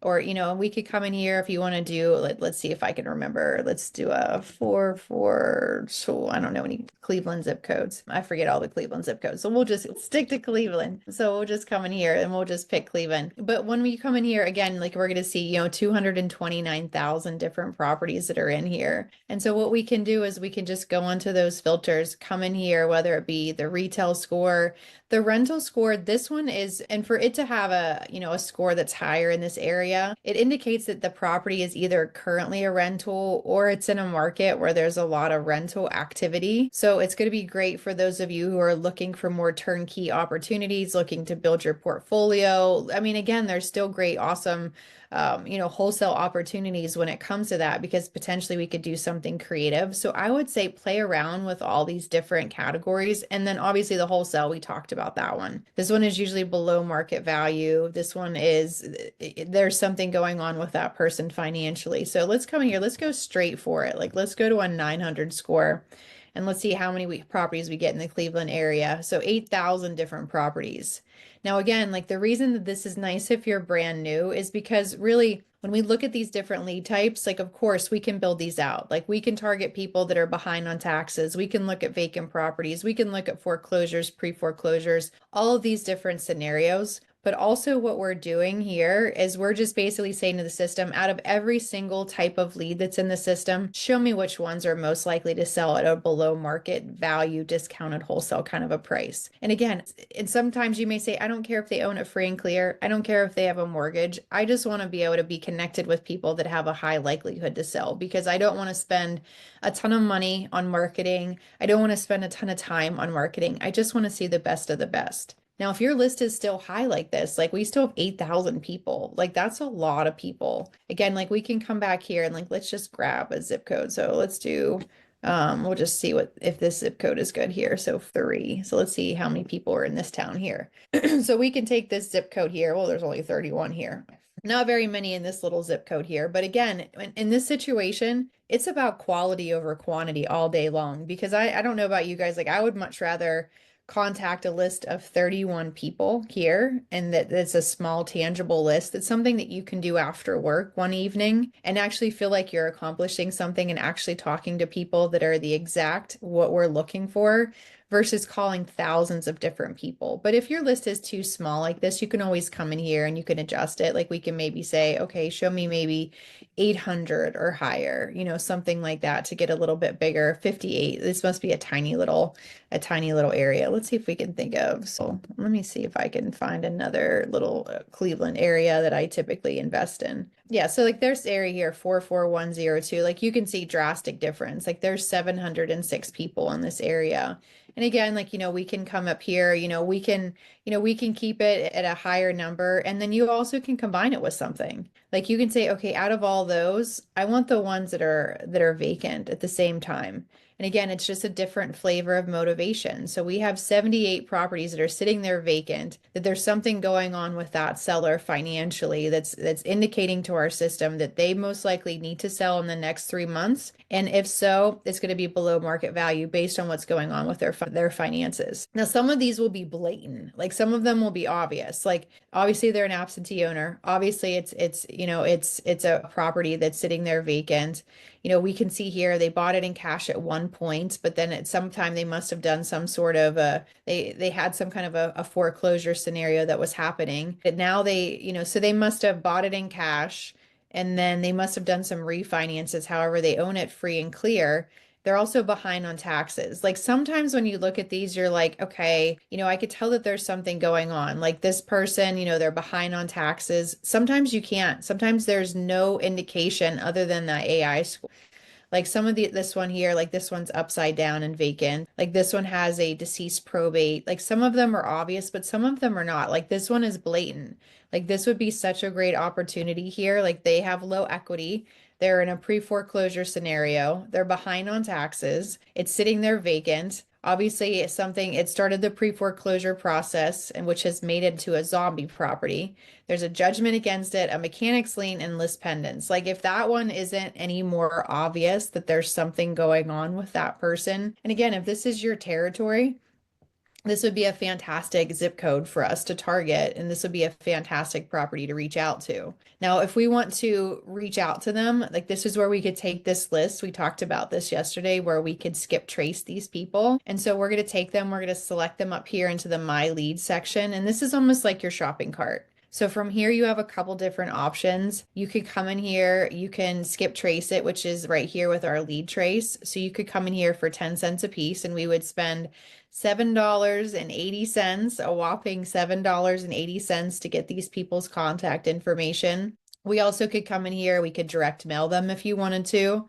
We could save them into our database, or we could just download them outside of the system if you just wanted to pull the data outside of the system. And if you have some other company that you want to send them to for your letter fulfillment, or if you just want to send them to your virtual assistants, if you eventually got virtual assistants, whatever your goals were, this is what our system can do. So this is going to be a really, really fascinating way for you guys to really start finding some of those different motivated sellers. So let me kind of take a peek here and see what's going on here in the chat to see. Somebody says, what's a zombie property? That's a great question. So a zombie property is a property that has started to go through the pre-foreclosure scenario. It became vacant, but then something happened where there was a halt in the process, whether the person was able to kind of get caught back up, or in some cases, I know it sounds totally weird, but a lot of times there are times where like the bank can kind of not necessarily lose record of it, but something happens where it's almost like nobody knows who owns it. Like if there's ever been a property, like I don't know if you guys have ever experienced this, like you'll drive by a house that looks totally vacant and like abandoned, and then you find out who owns it. You try calling them and they basically say, you know what, I don't own that property anymore. I lost it to the bank. And then you find out, and when you look it up, it still shows them as the owner. And then you find out who the bank is, you call the bank's like, well, I can't give you any information on that property because that person still owns it. And it's like one of those like finger pointing, like nobody knows who actually owns it, but really sometimes it just gets lost in the weeds. And that happened a lot like back during the whole Great Recession timeframe that we had. A lot of properties, like people started going through the foreclosure process. They thought they had to move out of their houses, which they obviously did, and they moved out and they just kind of moved on with their lives. And then something happened where the bank just really didn't officially foreclose on them. They got lost in the mix. Something happened, things got delayed. And then you have these properties that are sitting there that really doesn't seem like anybody knows what's going on with them. So they're a great opportunity to go after, because they're obviously properties that were starting to go through pre-foreclosure, but they're vacant at the same time. So again, like that's a good property. Somebody says, what is upside down? So upside down is whenever you owe more on the property than it's worth. And so this could happen if somehow you're over leveraged. Again, like it'd be a lot of the bank's fault if you're upside down on them, in my opinion, but the banks are never at fault. It could be like, let's say that I bought a house and I got a mortgage on it, but what happens if the market goes down right away and I need to sell it because I lost my job? And now I have a $300,000 mortgage for my house is only worth $280 now. So that means I'm upside down on it. So I owe more on it than it's worth. And one of the things too, guys, because I see somebody says like, how often is the data updated? Like you're going to see here, as soon as you guys come in here, that there's going to be a glossary that will define all these different terms. And it doesn't just define them, but it's also going to tell you like about them, but why you would even want to market to them. So if you would look at something like this, we would see here, what is a zombie property? Okay, so you'll see here, it's a property that's in the pre-foreclosure process. It's also vacant. So, and why should you market to it? Obviously, because it's like a pre-foreclosure. And they're desperate in need of rescue, but a lot of times, like in my opinion, in my experience, what I've seen is people have really mentally detached from them and physically detached from them. Now, a lot of these other terms here, again, like you can click on any one of these, you can see why we would want to market to them. But the reason somebody says something about how often is the data updated. So if you go into the frequently asked questions, you're going to see here that's going to be one of our most common questions. How often is it updated? So a lot of it is going to be done on a daily basis. Some of it is multiple times a day. Some of it is every 5 minutes. It all depends on which data we're talking about. Some of it is a little later than that. Some of it may be monthly, but like our AI scores are updated every single month. But everything else is going to be on a very, like a very quick proximity type of time frame. So it's going to be every few minutes, a couple times a day. But those are all really good questions. But a lot of the questions you guys may have, again, they're going to be here. Also, and we have our support team. If there's ever something that you're like, look, I'm having issues, I need help, you always have our support here that they can help you guys. And if you guys don't have the software, again, you guys get access to a 14-day free trial. I would encourage you guys. He just has it as Sauce My Deal? Is that what it is? Let me see here. Is that what our site is? I think that's what it is. And if somebody wants to throw it in the chat there, the site that you guys used, I'm pretty sure it's Sauce My Deal. So if you go there and you'll see here, you just sign up and it's for 14 days. And you guys can go on there, take a peek at it, play around with it. But a lot of you guys are saying, things like, I just want to get my first deal. And when we talk about the different phases when you guys are getting started, obviously the first bottleneck when we talk about bottlenecks that you're going to run into is needing leads. We have to have leads. Like for us to be a sustainable real estate business, we have to be able to have leads to evaluate. And I love when Pace used that like one deal-itis little phrase the last couple days. Like that is such a powerful phrase because there's so many different people that get into this and they get so infatuated with one deal and they almost convince themselves that a deal is a deal. So what they'll do is they'll basically just try to overestimate the comps, they underestimate their repairs, and they try to convince themselves that it's a deal and it's not. But if we have access to all these off-market, unlisted, unadvertised properties,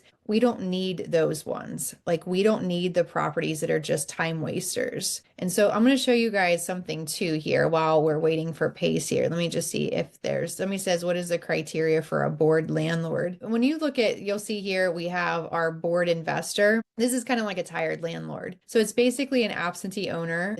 So somebody who owns a property, but they've also owned it for at least 10 years or more. So it's just somebody that most likely has equity in their property. When we talk about all these, like there's so many different combinations that we can put together for us to be able to find our motivated sellers. That's why, like, I really liked that one avatar YouTube video that Pace showed yesterday when it's like figuring out who you are in the space of real estate. I almost feel like it'd be cool if he could make one that's like what your buying criteria is based on whoever you are too. Because when you come in here and you can basically build them out if you're more of a SubTo buyer, if you're looking for something that's more owner finance, if you're more of a rehabber, if you're more of a wholesaler, like all the different combinations we can put together. So let me come in here. Let me see what other questions you guys here have here. Let's see, my leads, download, send to your portfolio. What is this site? What site is this you're using? So this is our deal sauce. So you'll see it up here, app.dealsauce.io.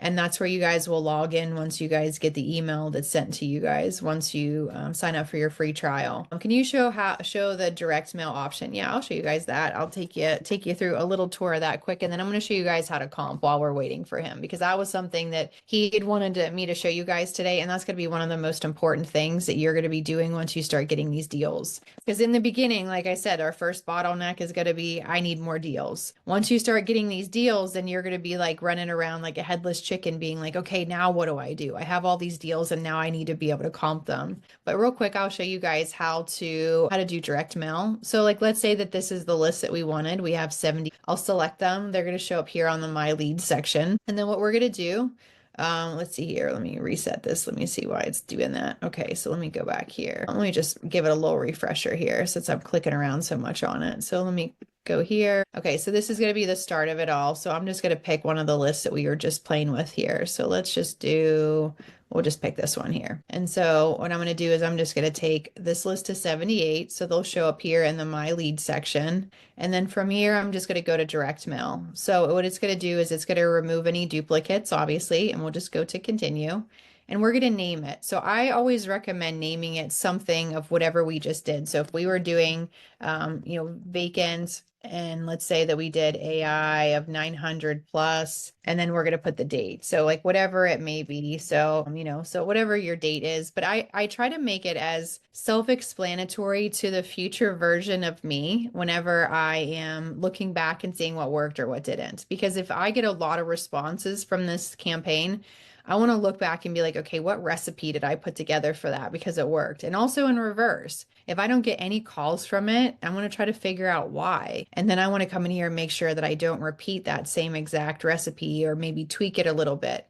And I will tell you guys, like there are some times, depending on like what's going on in the economy, what time of year it is, you will get different responses, different times of year or for different lists that you guys do. But this is where you could come in and you could just select whatever your frequency is. So are you going to send, do you want to do 1 touch, 2 touch, 3 touch, 5 touch, whatever it may be, whatever type of time frame you want to do. And then you're going to see here, this is going to be our frequency. Do you want to do it weekly, bi-weekly? Do you want to do it monthly? Like how often do you want to send these out? And a lot of this is going to be based on who you are targeting. Like, Pace was talking about how he in his area, like it's a very quick foreclosure process. So I doubt I would probably do a 5-touch campaign and send it out monthly, because in 5 months, what's going to happen is that house is long gone. So you may want to do something that's a little bit like more weekly. If you're doing something that's more pre-foreclosure, foreclosure, something that's more time sensitive. Otherwise, bi-weekly is usually a good recipe combination here. And then we'll just go to next. Now, if you've never put in your info here, you can throw it in here. And then once you do a campaign, it's going to save it for you. So I'll just throw in something, just some info here just to get something thrown in here. And then, you'll put in your info, you'll just put in, whatever your, email is. And then if you don't have a business name yet, obviously, or a website, you can just leave these areas blank and it's going to, it will be fine. And then if you have a phone number, obviously you can put in your phone number here. And if you have like some sort of like, if you want to purchase a number, you can purchase a number in here, like a vanity number that's redirected to your cell phone. So you can purchase one in here if you want. And I always send myself a copy. Like I always recommend sending yourself a copy if you want to. And then, we're just going to select, whoever our target audience is. Like if we're doing, absentee owners or just sellers in general, that you're going to see we have a variety of different postcards you can pick from. If you're looking at, if you're targeting some sort of like a cash buyers list, if you're looking at private lenders. But this general category, this is actually like my favorite category when it just comes to direct mail, because it's very, very like basic. Like you'll see here, I want to buy your house for cash. Like that can apply to somebody who owns it free and clear, who has a mortgage, who's behind on taxes, who inherited a property, who doesn't live in the house. Like it applies to everybody. Like it's a very like one size fits all. And I don't know what it is about this yellow Sharpie one, but I have such great results with the yellow Sharpie. So I come in here and I usually select this one as my first one. And you'll notice there's 3 different size postcards. There's also a letter option. And we are actually running like, this is like the lowest that our direct mail prices have ever been to my knowledge. Like in the past, we used to do it on like a tiered kind of pricing system, like 5 different tiers. So for a 4x6 before, it used to be 99 cents. Whereas you can see it here is 52 cents now.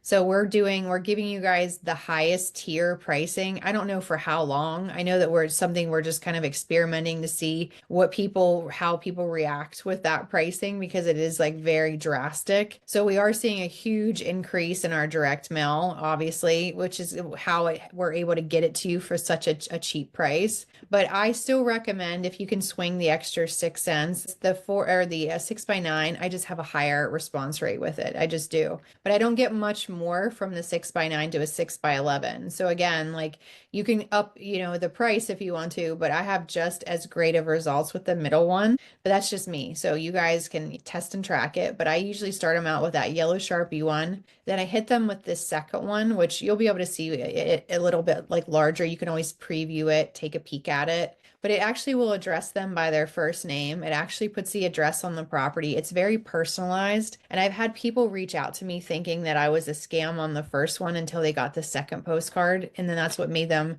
be way more receptive at calling. And then I do like the white one. Now you can do letters. You'll be soon able to upload your own. We're working on this new editor template here, so you guys can upload your own postcards and actually build them out. But then you'll be able to see here, like this is what it looks like front and back. And these postcards, guys, they're double-sided, they're color, they're glossy, they go out first class. And and that includes a stamp. Like, I don't know what a stamp costs these days, but I think it's more than 52 cents or 58 cents. I don't know how we're doing it like at that price, and I'm not questioning it. I'm just going along with the flow for it being that price. But you'll see here, they're going to get it in less than a week. So it's going to ask you to preview the proof, just so that you can get a feel of what it's going to look like. And then once you do, you're just going to finish and review and submit your order. So it's just very, very simple. It's going to walk you through it. And that's really how we would do something like that. So, yeah, let me just double check that there wasn't anything else. But yeah,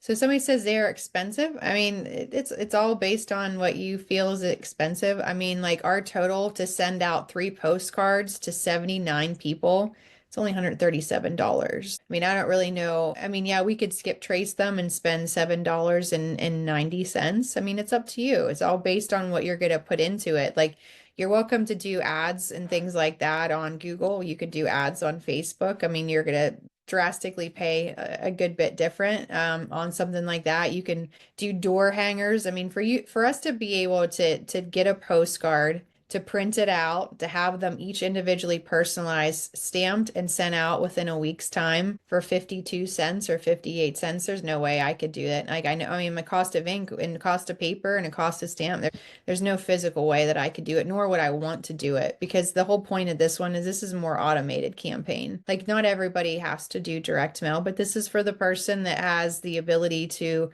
spend $137 to reach out to some of the best potential leads in your market and let them know who you are and that you're interested in buying their properties. Let me see here. Let's see here that only that guy I don't know what that one was about here. So I want to show you guys, I'm going to show you guys the comping option here, just so that way I have the assurance of knowing that I showed it to you guys before Paste jumps on here. And then if we get sidetracked and get pulled in all of our different directions. So I'm just going to clear out my leads here. Now I'm going to show you how powerful the info is here. So like, let's just type in one physical address here. So of course, like my favorite market I show you guys is Jacksonville, Florida. Like, I love Jacksonville, but there's a property. So let's just type in one physical address. Let's just kind of picture and imagine we just did a huge campaign, a direct mail campaign, or we skip trace these people, we cold called them. Now I know like Pace was talking about different scripts and different things that you guys can use. And I'm sure if you guys go on his YouTube channel, there's going to be all kind of different videos of him actually live cold calling, or him guiding you guys through what you say when you call these people. The things that we talked about yesterday is like very, very basic. Like, when we call these people, the first things, if they're anything like me, if the first things that run through their mind are, who are you? What do you want? And how did you get my information? That's what I think of when I get some weird phone call that's not saved in my phone. And so what I usually do when I call these people, I usually say, hey, this is Jenna Hoover. I purchase properties in the area. And my team and I, or my family and I, are looking to purchase a property in your neighborhood. And I came across your house. And I know it's super random that I'm reaching out to you. I got your number online and I figured, you know what harm is it than just to reach out to you? And I just wanted to call and introduce myself and see if you've considered selling this property anytime soon. or something like that. I mean, again, like I'm not reading off of a script. I mean, my main thing is who am I? I said who I was. What did I want? To buy your house. How did I get your number? I found it online. I answered all those questions in that quick little elevator pitch while I kind of danced around and threw in some filler stuff in there. I usually like to say my family and I are looking to purchase a property because I am a family-owned business. I own it, and I'm a family to myself here and my family. So you guys can say whatever you want. My team and I are looking to purchase a property, but really the main thing is, do they have an interest in selling? And if they do, then now we can take this property and we can put it into our database and we can see what we're working with. So like, let's just say we put in a property. So let's come in here and let's throw in this address. And like, let's say that this is an opportunity that we came across. Now I'm going to put in this address here and it's going to show you all the behind the scenes information on this property. And then I'll show you guys how to comp it. But just to show you how powerful the data is on this property here, like we can come in here. We can see that we're integrated into Google. So we're integrated into Google Maps. So if I click on this little image, it looks like a person. And what it's going to do, it's going to put me, in this geographic location. So we could come out here to the main road. I don't know why Google throws me out into that side alley sometimes. But we can come in here and here's our subject property. So we can see, okay, it's this beautiful type of area. It's this Jacksonville, Florida kind of house. This is an older, kind of historic looking 2-story, beautiful 2nd-story porch. A bit overgrown, looks a little neglected, but if we walk around, we can see how busy the street is. We can see if we're on a main highway or not. We can see things like, wow, these are some really nice houses. So basically it's like the worst house on the nicest street, kind of a scenario. Like we can walk around, but we can see that there are some nice different properties on here. So this would be something that I would want to look at. Also, things that I like to look at is like we're integrated with Google directly. So if I click on this, like I can click on anything, like any of these different links and be able to see, okay, was it ever listed before? Like, again, we can see that in our software, but I like to be able to get a feel if there's any images or anything that maybe, because our information is pulling in data from the last 5 years from the MLS. But if it's sold before that, I want to be able to get to know my property. Like this is kind of like the equivalent of like when we're getting ready to go on a blind date with somebody, we're looking at their social media to see what they look like, what's going on with them. We're trying to get all the stats on the person. So we can see here, this is a 4-bedroom, 2-bath. And I do not recommend taking all of you, like if you skip trace a whole big list, I don't recommend coming in here and looking at them one for one and analyzing them and comping them and doing all this stuff before you start calling them, because it could be a huge time waster. This is only for the person that said, you know what, yeah, maybe I'd be interested in selling. Like, yeah, maybe I'd consider an offer. Like that is what you'd be wanting to do here, is like you just want to be working with the people that maybe have an interest. And so what we'll do is here, we can come in here and we can get a feel of what's going on in this area. Like we can see that it has like a higher AI score when it comes to whether it be a rental property, because it is obviously an absentee owner, or, they do have something going on in their financial world that does indicate that they have a higher likelihood to sell at a below market value. Now it's only a 549, which is still good. It's still above a 500, but it's not like obviously a 900. So it doesn't necessarily mean that they want to sell. They may have to sell eventually. But when we look at this property, we can see it's an absentee owner. So somebody who owns the property that they're not personally living in. And we also see that they're a board investor. So that means that they've owned it for at least 10 years or more. They bought it in cash at one point, but must have done some sort of a refinance at one point because their equity is high. So that means they still have a mortgage now, and it's sitting there vacant. Like that's a very good combination, because a vacancy means it's nothing but a financial burden at this point. Now you'll see here, there's going to show you some different numbers in the area. So you'll see here there's retail number and there's a wholesale number. The retail number is something called our AVM, which is our automated valuation model. And I hate to compare it to a Zillow's estimate, but it's very similar to the theory of a Zillow's estimate. This is the value that we are placing on the property as is right now if it were to hit the market in the condition that it is. This is not to be confused with the after repair value, which is what we're trying to figure out once we start comping this property. This is the as is right now. Now this wholesale number right here, this is essentially the retail number, but 35% less. So us as a person who wants to get a property at a below market value wholesale kind of a price, this is the number that we would be wanting to stick with or somewhere stick around. Now, the only thing is, guys, is that these numbers, it's not including repairs. So our system does not know if this house has a disgusting kitchen. It doesn't know if it's burned down to the ground. It's just looking at average houses in the area that are of similar size, similar age, similar type of, type of situation. And that's how it's basing these numbers. So we still have to do our own due diligence. Like we've had people that will look at this and they say, oh, I guess that's what I'm supposed to offer. They go make an offer for 332, and then we're having to save them and get them out of these contracts because they just did not understand the way that we were explaining this. So we want to make sure, guys, you just want to basically look at these as a guideline. So now when we come down again, we can see things like bed and bath count, we can see the age of the property, we can see square footage. We've kind of learned a little bit about it. We can see the county information, zoning, parcel ID, how much land it has, all the financials on the property.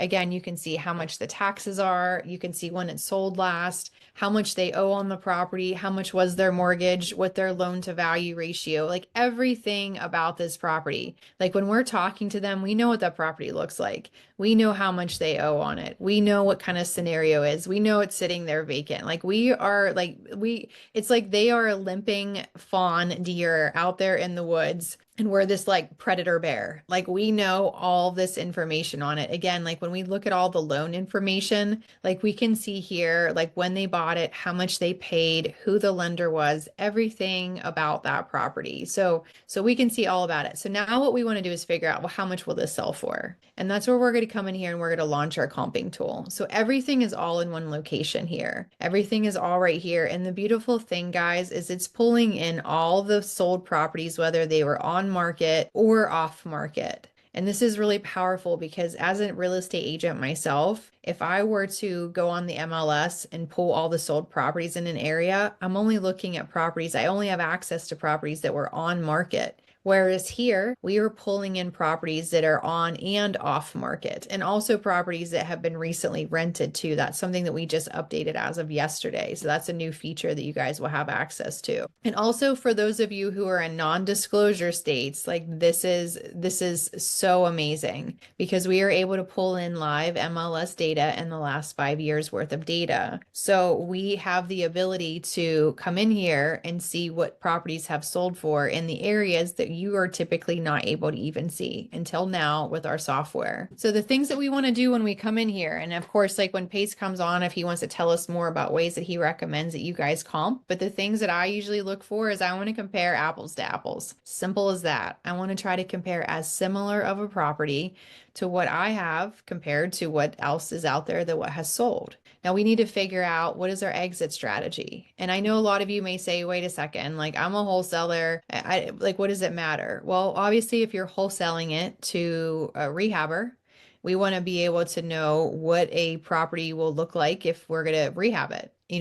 We need to figure out what the end goal is. Like, what's the story for the property that you're going to wholesale? And so what we're going to do is we're going to try to compare it to properties that are in the similar or as same condition that our property will be once it's finished and renovated, the after repair value, after you have repaired it. So if you're just going to do a real quick, they call it lipstick on a pig, where you go in there, you clean it out, you put it back on the market, that's what we're going to compare it to. If you're doing granite countertops, stainless steel appliances, and hardwood floors, that's what we're comparing it to.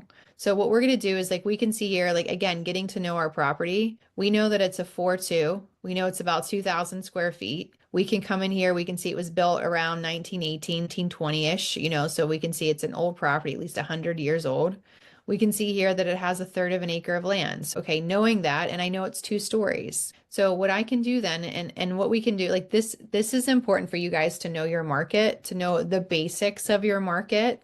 Like if you say, you know what, I live in this tiny, country town, we can go out a couple miles. It's the same school district. It's the same town. Houses are pretty much selling the same no matter what area you're in, versus if you're in some tiny area of the city somewhere and you're one street to the next is night and day difference. Then that's important to know because we may not keep our distance open 1 mile. We may go to a 1/4 mile. Now you can change the bed and the bath count if you want to. So if you say, you know what, I only want to look at 4-bedroom houses, or I only want to look at a minimum of 3, this is where we can come in and just really start being, picky about our comps. Now you'll see here, this is something that is new just as of yesterday. This is our listing status, and this is where you can look at properties that obviously have sold, but this is where you can look at ones that are currently active and ones that are pending. Now, obviously, for us to be able to know, like have the confidence of our property will sell for this based on the sold comps, we do want it to be sold and actually closed. But even so, I still even look at the active and the pending ones just because I want to be able to see what my competition is. I want to be able to see, okay, I have properties that sold for 600K, but I see that there's a lot of houses right now that are sitting there kind of stale on the market for 550,000. So like these are things that I would want to be mindful of, just knowing like what is my competition. Now you can change the square footage. So if you say like, I want it to be a little tighter knit. Now most appraisers will usually look at something that's going to be like plus or minus about 20%.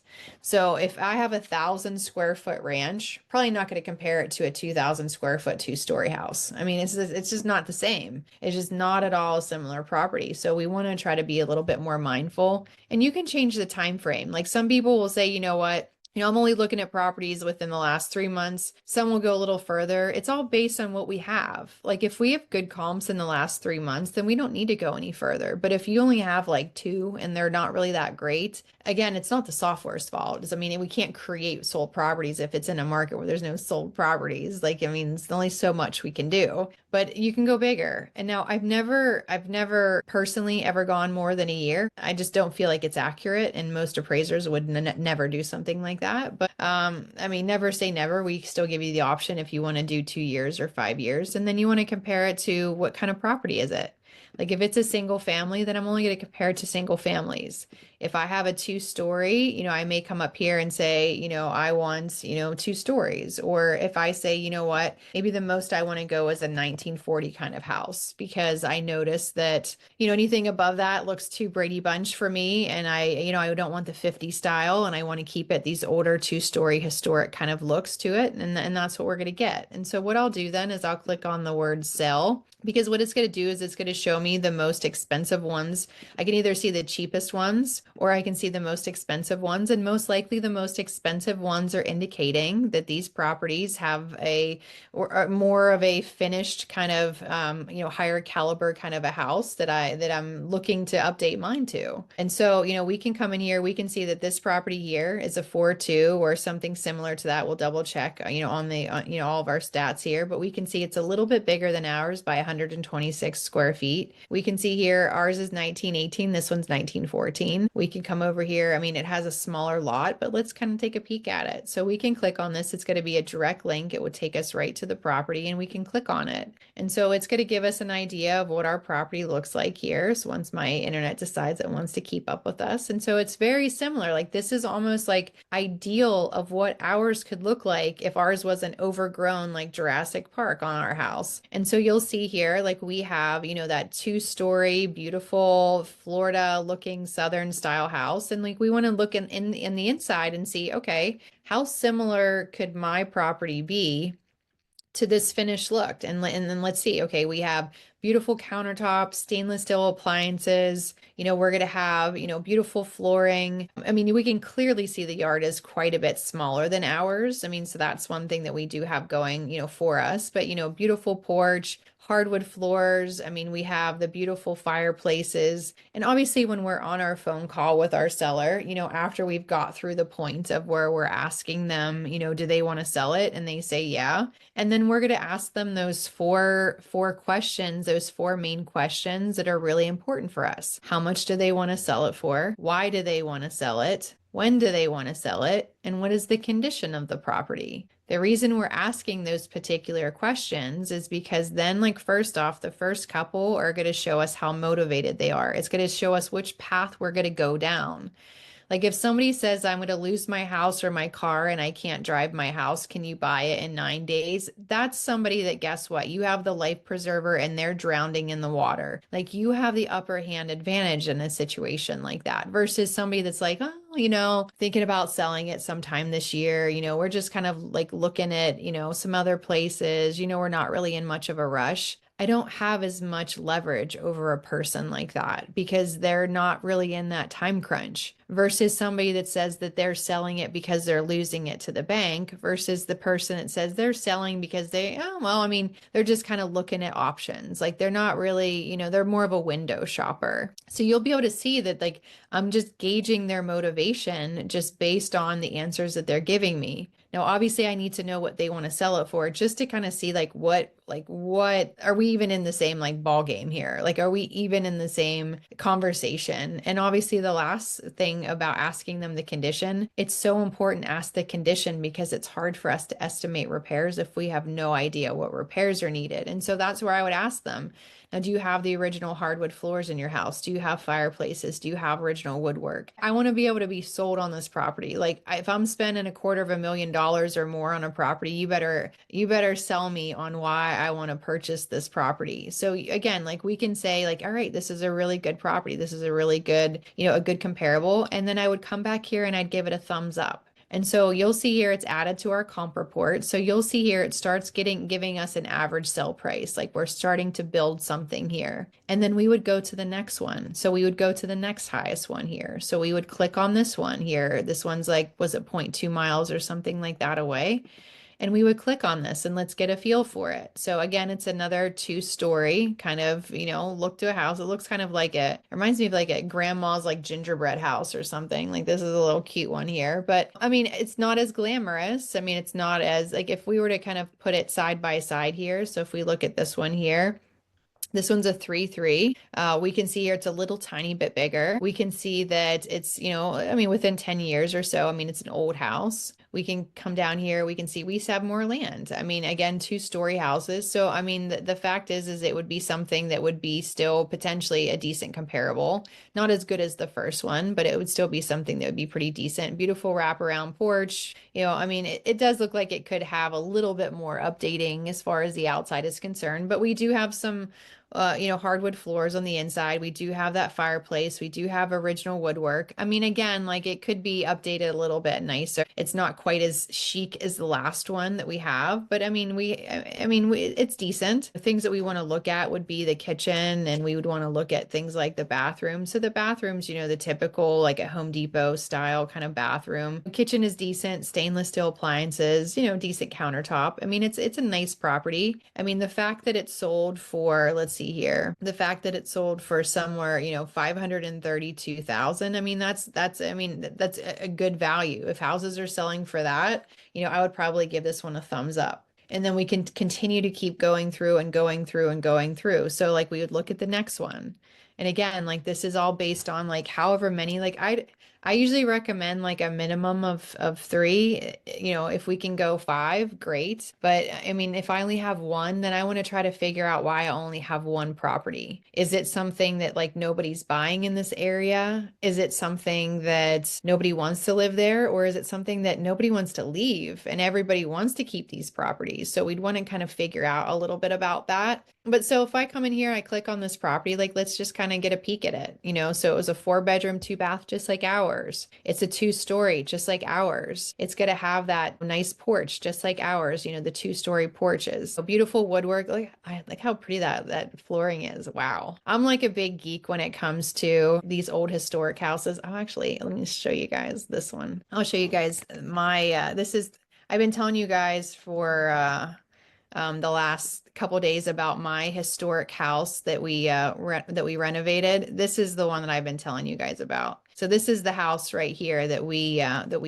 bought and renovated. This is the one. Actually, we received an offer on it and accepted it. But this is the house that we just did. This house captivated me. So you'll see like I'm such a lover of these old houses. We're going to the Renaissance Festival last year and we drove by this and I about like, did one of those like where your neck basically breaks while you're like turning and like watching it go. And I'm like, on the way home, we need to stop and grab this address. So I stopped and I grabbed the address and I just sent the lady a direct mail letter and I basically, telling her that I wanted to buy her house. She reaches out to me, and it just happened to be at the right place at the right time. And this house has been in this family's name for 153 years. It was the original like family that they named this part of town that they named it after. It has never been out of the family name except for she inherited it from the divorce from like the actual family that like the blood family of this property. And she just, her daughter was living in it and it was starting to get dilapidated and she just couldn't handle it and didn't, her daughter, it was too much work for her. And she said, yeah, I'd consider selling it to you. So if you kind of can come in here, you can take a peek, I mean, like it was beautiful. It was, at the time it was 7 bedrooms, 2 bath on 4.5 acres of land. And we made it into a 6, 2.5, but I mean, it was a beautiful property, but I'll give you guys a little quick peek here of what the inside looks like. So you can, I mean,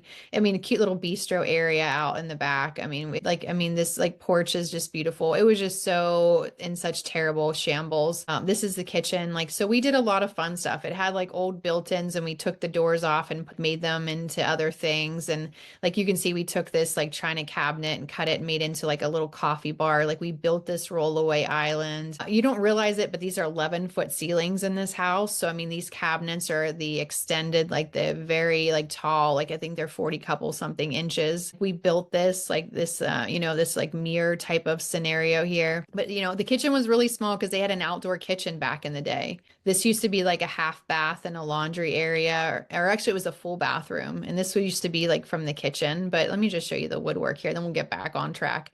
We actually built this, like our contractors built this. This was like an old like nightstand or something, or some kind of like little tiny like table that they built and they made it into, this like little vanity. But, this was like a sliding pocket door that we created. But this is what we were dealing with. We had all original hardwood floors, all built-ins. There's 8 fireplaces in this house. I mean, it was just magnificent. Like all the hardware was there, like all the lead line glass. I mean, it was just unbelievable. Like this place that we are able to restore, which was super cool. Like these were like the old lights that were actually electric and gas together. Obviously there's no gas in it now. This was just one of the bathrooms we redid. Like this is obviously new. And this was like the primary suite. This actually used to be a bedroom right here. And what we did is like we made it into, like the suite. So we did like sliding doors and, just really built it out to make it more elaborate. Like you'll see here, this is like an old pantry door that we put mirrors on and like just doing like,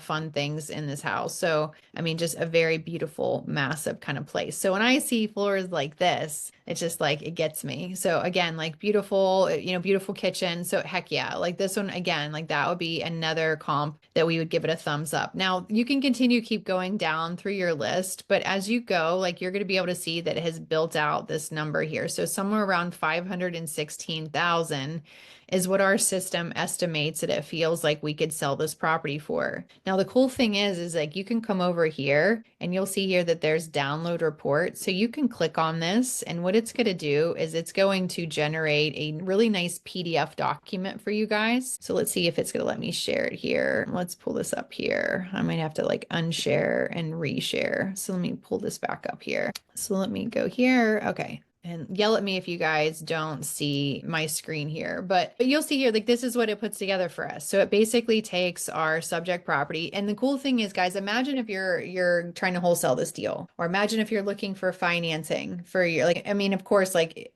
it's ideal if they'd let us take over their mortgage on this one, but what if you're looking for financing and you give this to your lender? Or what if you're going to wholesale this and you can give this to your potential buyer, so you can come in here, like you'll be able to see here, it's a 4-bedroom, 2-bath, we can see our square footage, we can see the lot size, we can see that aerial view, and we'll be able to see here, we feel that the property is going to sell somewhere around $516,000. And we are justifying it by these 3 or these 5 or 7 or however many comps that you were able to select. It does all this for you. All we had to do is click that little thumbs up. I mean, it was like super simple for us to be able to do. So, it's going to put them side by side. So whoever your lender, your end buyer, your teammates, I see little hearts. Thanks for the little hearts there. I know, like for me to put something like this together, like don't even count on it. I mean, this would be something that would be very difficult for me, but it's like all I had to do is click a couple buttons. And so you'll see here, it's going to put our square footage side by side. It's going going to show our lot size being bigger. It's going to show, and again, like, it's giving us the estimate of all the comps, like all the totals. So like if you feel like a third of an acre is so much more in value, I mean, obviously our value would be more than 516, but it just is going to give like an estimate there. We'll see the year that they're all built. We can see here when they were sold. It's like this one was in December. This one was in, this one was very recent. This one was in, March. This one was last July. And just kind of get an idea of what's going on with them. So that's a little bit about how we go to comp them. So let me see here. Let me get out of that and I'll pull back up the software. And I'm going to show you some of the stuff since Pace isn't here yet. I'm going to just show you guys some more of the secret sauce to our software here. So let me pull this back up and then I'm going to take a peek at your questions here real quick. And let me get rid of some of these different things here. So that way I'm making sure I'm catering to what you guys want to see here. So I see some of you guys are networking. So definitely network in the chat. Like somebody is asking, Harrison's asking about, anyone in the chat, a wholesaler, Awesome. So we talked about the direct mail option. We talked about, a lot of the stuff. Do you guys help close deals? I mean, that's something that you can definitely talk to Pace. I think he said that he does help people like within his organization if you're in the SubTo group helping you with your deals. Does Deal Sauce provide expired listings? Heck yes. That is a great question, Brett. So if you come in here, like let's just pick a geographic location. So let's since we're in Jacksonville, let's stay in Jacksonville, wherever. If you guys have a location you want to go to, let's go to it. But if you come in here, like if you go into your filter section here, let me get rid of that chat out of my way. If I come down here into the listing info, you're going to see here that if I go into the listing info, there's a status button and then you'll see here expired listings. So you can click on that and it's going to show you all the expired listings in the area. And you can click on this and then basically, we're going to be able to see expired listings. So you can come in here, reach out to these people. You can see here, like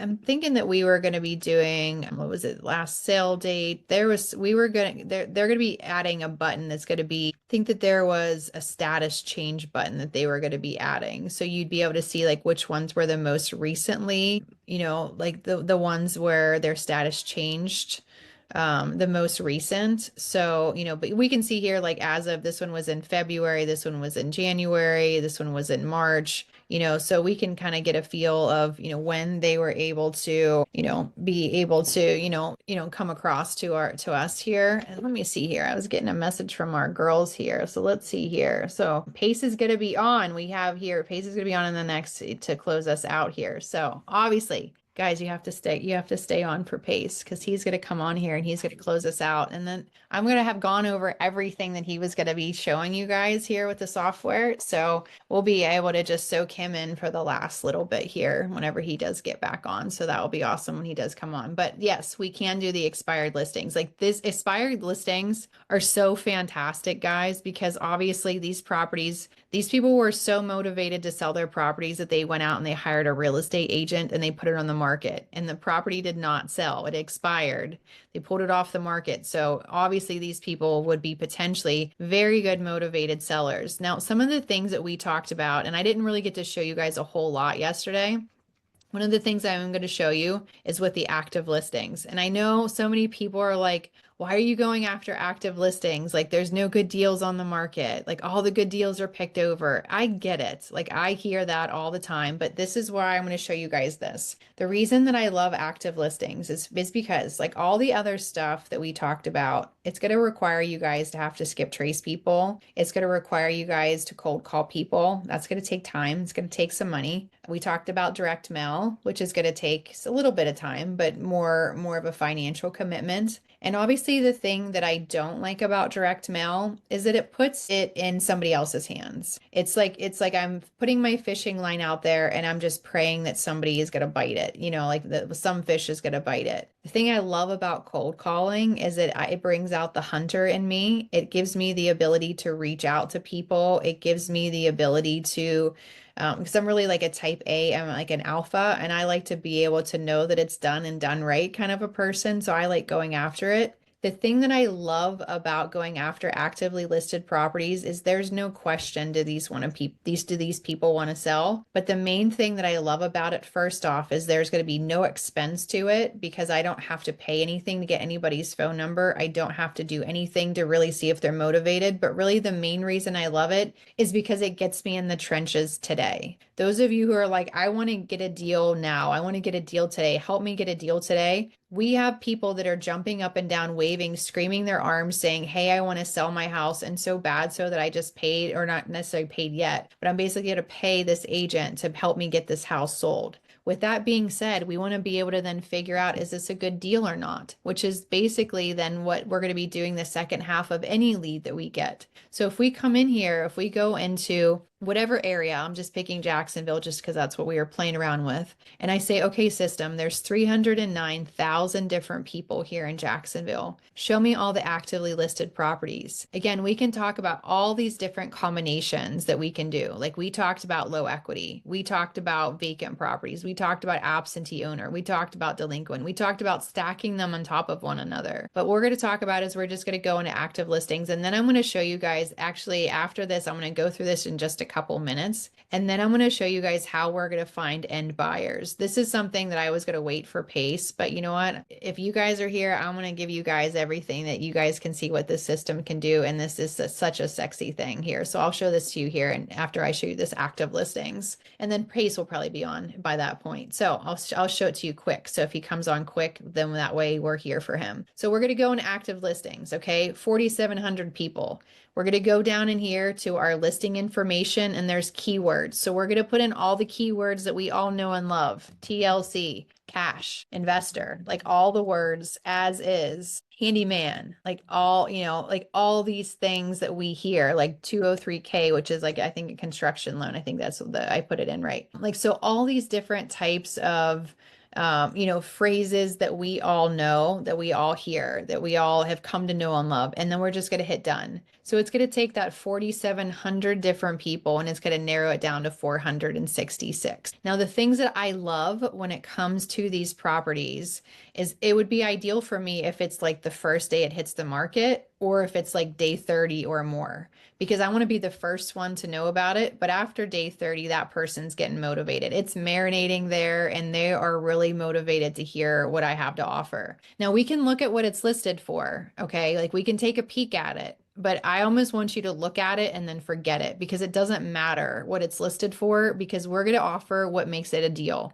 We will hear a lot of no's. And the thing that I love about this campaign too, guys, is it's going to desensitize you to hearing the word no, because we'll probably hear 29 out of 30 no's. And where you'll kill it, where you'll crush it, is going to be your follow-up and your consistency with it, because they will tell us no. But what we'll do, like you can have it, you can sort it by like list price. So if we say like, show me all the cheapies first, it may show us like some like the rentals here, like, we'll see like 990, like a first couple will be like some rentals, but then we'll come into like some little gems right here. So like, we can come in here, like we can click on any one of these properties, and let's read about it. So it says for sale as is, obviously it's like the fact that it has as is, like that to us is going to be, our favorite thing. But if we look at it, like my ideal scenario is I want a property that's either day 1 or 30 plus days. The next thing I want is this property, does it look vacant? Like I'd love for it to be vacant, and does it need work would be like my third, like my perfect storm scenario is that, it has all those features. So like if we click on this one, like, and let's take a peek at it, like you'll see right here, obviously we could have sifted through all of those 4,000 and however many properties, or we could come in here and we could scrub it down to the exact specific words, like this property, 55 days on the market. I love that. It's almost 2 months sitting there. Cash deal, strictly sold strictly as is, investor special, like I mean, these words are like, this is exactly what we're looking for. The owner has never occupied the property, no warranties, don't miss out on this opportunity. How do we get a hold of this person? We're calling their agent right here. How much did I pay to skip trace it? Zero cents, because it's already done for you. It already has their name. It already has their email. It has their phone number. And of course, we're pulling in the images. Like the whole point too of us being able to like analyze a deal is we need to know how much will it sell for. Okay, we can pull our comps right here. How much will it cost to fix it? I don't know. Let's figure it out, because now we have every single picture of this property. We are literally a fly on the wall. Does it look like it needs work? Yeah. Does it look like it's vacant? I don't know yet. I can't see the inside yet. I surely hope that it is vacant if it's in this condition. Like, does it need work? Yeah. Does it look vacant? Yeah. Has it been on the market 30 days? Yeah. So like our main thing that we would want to focus on then is, what will this house sell for? So we would comp it, just like I just showed you guys to do it. So we would comp the property, we would figure out what it's going to sell for. We're going to figure out how much it will cost to fix it, and we're going to make an offer. If that offer is $10,000, I'm not going to flinch. I'm going to offer 10,000 or less, and I don't care if it's listed at 45,000, because how do I know that they wouldn't still take it? Because when I look at this here, they own it free and clear. They inherited this property. They're behind on taxes. It was obviously a deceased probate. And it's somebody, this is like, they have a 997 out of 1,000 wholesale score that they're going to sell at a below market value discounted wholesale price. Like, if I was in Jacksonville, Florida, if any of you, like, I would recommend somebody on this call, reach out to this person. Like, you guys, or actually reach out to the agent, because this could be such a great opportunity. Again, like, you want to analyze it. Like, if it's in a crappy, like $90,000 ARV, then no.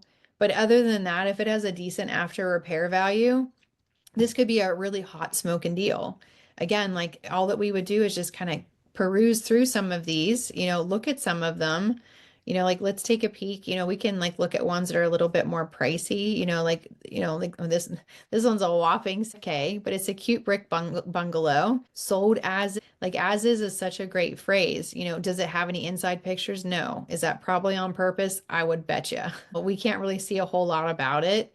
We can pull our comps, see what it's going to sell for, see what we think. Like, we can call the agent and say, hey, Glenn, I noticed that there's not any inside pictures. Can you tell me when the last time the kitchen was updated? Tell me about the bathroom. When was the last time it was updated? Tell me a little bit about the basement. Does it have any foundation issues? Like, the agent's job is to tell you every single thing about the property. And look at this, a 971 score. Like, all that we did is looked up properties that had those specific keywords that were actively listed. If this doesn't show you how spot on the AI is, like, I don't know what would. And I'm just randomly clicking on properties. Like, these are not ones that I've ever looked at before, that I'm just trying to pull up just to, kind of, have these properties just like display so beautifully. But obviously, like, this is just a prime opportunity for you guys to see that. Now, the next thing I'm going to show you guys here, hopefully before Peace jumps on, is I'm going to show you guys very quickly how to liquidate these properties. Because let's say you start getting these deals. Let's say you start getting them under contract. Like, for a lot of you guys that are wholesalers out there, a lot of times people are really hesitant to do any sort of marketing to find deals, because they're scared, because they don't know who they're going to wholesale them to.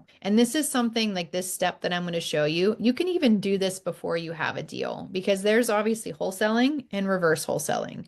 Wholesaling is when you get your lead first and then you do your marketing to find your buyer. Reverse wholesaling is where you find your buyers first and then you customize your marketing that kind of is tailored to what your buyers want. You can be a mix of the both. You can do one, you can do the other. Some people like to be more of a reverse wholesaler, because that way they know if they have their buyer already solidified, they're more confident to do their marketing, to tell these people, hey, yeah, I'm going to be able to deliver. I'm going to be able to buy your property, or, somebody is going to be able to buy your property. So either or, you can do this step first. You can do this step after you have a deal. It doesn't matter. It's all up to you. But I'm just going to reset those filters, and I'm going to come in here and I'm going to go to Jacksonville, Florida. And the thing that I'm going to select is I'm going to select cash buyers. I want to see all the fellow cash buyers in this particular market. But the thing is I don't care about the husband and wife that bought a property in cash.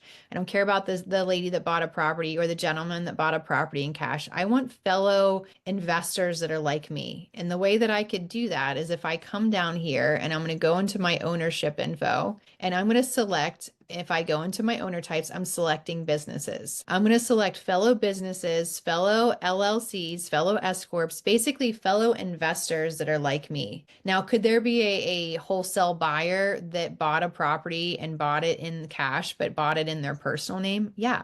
Like the last couple properties that I was able to wholesale to somebody, they bought it in their personal name, regardless of the fact that I told them not to do that, that I recommended that they had some sort of an entity established. But again, will I weed out some people that bought it in their personal name that are investors? Yeah. But will I weed out a lot of the ones that I don't want? Yeah, it's better that way, because I really only want established businesses that are more towards like an LLC like us that are buying properties and buying them in cash. Now, the thing is that I don't care. Let me reset my filters here. I don't care about the person that bought a property back in cash back in 2006. I want people that are more time sensitive. So to show you again, we're going to come into our system. You'll put in your geographic location wherever you're located here. So in this case, we'll go to Jacksonville. I'm going to come back in here. I'm selecting cash buyers. I'm going to this ownership info section. And again, you guys are welcome to try this as we go. That's why I'm redoing it and showing it to you a couple times. I'm going to come in here and I'm selecting businesses. So I want to pick businesses, LLCs, S Corps, somebody like me that's an investor. And I'm scrolling down here almost to the bottom and I'm looking at the last sale date, because I don't care again about somebody that bought a house years and years ago. I want people that are now. I want people that are time sensitive. I want them to be relevant. And you'll see here, I can go let's just start out here the last 3 months. My goal is to get, anywhere between 1 and 200 people, somewhere around there, because all that I'm doing is I'm looking at, again, LLCs, businesses that are like me, that are buying properties in my market. I have 333 other investors in my area that are buying property in cash. Did I have to pay anything for this yet? No. You guys can skip trace them if you want to. You guys can direct mail them, but we have access to these people right here. We have 333 people. How hard was it for us to find them? 3 clicks for us to be able to find them? How do we know if they're the right people for us? I would say Open Door Property LLC is probably somebody we'd want to talk to, or Blue Season Properties, or Arazi Properties LLC, or something Holdings, or a Home Offer LLC. These are our prime candidates right here. These are people right here that we're basically saying, hey, are you interested in more properties? And when we call these people, guys, it does not have to be this fancy script. If you have scripts, by all means, use them. But really, remember what we talked about yesterday. Remember when we call anybody, remember that we live in an incentivized world. So we live in an incentivized world, but we also live in an instantaneous world. So that means that people want things done for them and they want it done yesterday. So if I'm calling these other investors, these other cash buyers in the area, how do I get them to be receptive towards me? Well, that would be something that I want. I want to put them on my cash buyers list. I want to know a little bit about them. I want them to answer my phone call. So let's say I'm calling these people. And when you guys skip trace them, most of the time we're going to get the person's name who's behind that entity. So we will be able to pierce that corporate veil. And so what I'm going to do is let's just say that this is, Bob. I'm calling Bob about his property that he bought here. And I'm going to call Bob and I'm going to say, hey, Bob, my name is Jenna Hoover. I'm a fellow investor in the area. I'm doing a ton of marketing, a ton of advertising, and I'm getting access to a lot of off-market deals. And I know you're probably busy. I know your time's super valuable. I just wanted to be able to quickly call you and introduce myself. I wanted to be able to also see if you're interested in more properties, because I also see that you bought that property over on 810 West 17th Street recently. And I have a couple leads for some potential deals in that particular area. And I wanted to be able to see if you're interested in more things like that. And then just shut up and see what he has to say. If you're leaving a voicemail, what do you say? Okay, hey, Bob, my name is Jenna Hoover. I'm a fellow investor in the area, doing a ton of marketing and advertising, and I'm getting access to a lot of off-market deals. And I know your time's valuable. So if you have maybe 5 minutes that you can give me a quick call back, that I can be able to see if you're, and I usually say, if you have 5 minutes to give me a quick call back, I wanted to be able to introduce myself and see if you're interested in more deals like the one that you bought over on 17th Street. If I run into something that matches your buying criteria, I want to make sure I bring it to you first and foremost. Here's my information. I say my number twice, I say my name twice, and just leave it at that. If they don't call you, shame on them. We're all sitting here looking for more leads. And if somebody called you and they're like, hey, I'm doing your job for you. I'm doing all the cold calls and I'm doing all the work and I'm getting all the good deals under contract. Do you want some of them? No, I'd rather just step over that $100 bill so I can just have to do it all myself. We're doing the work for them. So they're insane not to want to work with us. I mean, assuming that they are a serious cash buyer, a serious investor. But that's the, that's one of the easiest ways, guys. I mean, like you can come in here, you can make your list smaller. If you say, you know what, like that's a lot of people, let's just do the last month. I mean, it's going to be a baby list here. It's going to be, 75 people. I mean, you could start there. The cool thing is too, so whenever you skip trace them, you're going to get their name and their phone numbers and all that kind of stuff, but you also get their emails. Like I had 2 investors that I had worked with recently, and they had each had a deal. They were in the like Baltimore-ish or like the, like Maryland area. They each had a deal and they were like, what do we do now? And so I said, have you gone into the system and have you pulled a list of cash buyers? Well, no. So I showed them how to do that. So we went in there. I showed them exactly what I showed you. Go to the top, put in cash buyers, put in businesses, because again, it's going to weed out the like regular home buyers. And then let's do it more recent. Like the last month, the last 3 months, as long as we get a list, 100, 200 people, they didn't even call them. They didn't even cold call them. They just took their deal and they put it together in a cute little presentation. And they just emailed all the people on the list because it gets you their emails. The one person was able to wholesale that deal for 20,000, the other 22,000. And these are my friends. And that's how simple it was. They didn't even have to call them. So I'm not saying like be totally lazy and don't call, but you don't have to call. If you have a deal, you're getting these people's emails. All you have to do is email them your deal. If you have this deal under contract, that's all you really have to do. I mean, it's really just that simple for us to be able to put that together. So that's a little bit of how we want to be able to do that. So let me take a peek here. Some of your questions here. Somebody says they came in late. We talked about, can we see how you do comps? Actually, we just did that. So hopefully that you were able to, see that there. Thanks, Sandy Lynn, for putting the site there. So saucemydeals.com is the site. So if you guys do go to that, this is where you'll come in here. And you're going to see, I mean, it's very, very simple. You'll just, let's get saucy. And then you'll come in here and you're going to see just 2 main options. Do you want it for the month? Do you want it for the year? Obviously, if you do it for the year, it's going to get you, some savings because, if you were to pay monthly every single month, it breaks down to 97, which is what you see here. But if you were to pay one time your annual amount, which will end up, if you were to break it down monthly, it does get you a $228 savings. If that's something you guys want, put in your info, play around with it for 2 weeks, see what you think. Like everything that you guys ever will buy when it comes to your business, you have to make sure that you have a return on investment. Like when it comes to this stuff, guys, like even any of the upgrades that we talk about or will talk about in the future, you want to make sure that there's something that will really benefit your business. Like if it gets you one more wholesale deal, what does that look like? If it makes it to where you're able to do this stuff in part-time and still, be sitting there with your children instead of having to do a bunch of research and leave your house and drive to these places and go to the courthouse and do all these different things and go to all this, all these things to try to find your deals. If it helps you in that way and it's going to help you reach your goals of whatever, you're looking for, then that's our ultimate goal. But I hear a rumor that PACE is going to be here now coming up. So I feel like it's like when you're a kid and it's like you're little and, like it's like Christmas Eve and like Santa's coming and, we're all sitting here like waiting, for Santa. So, Stephanie says the software is great. Thank you. I appreciate that. So Lori, I appreciate you putting the Sauce My Deals on here. Is Sina putting Sauce My Deals?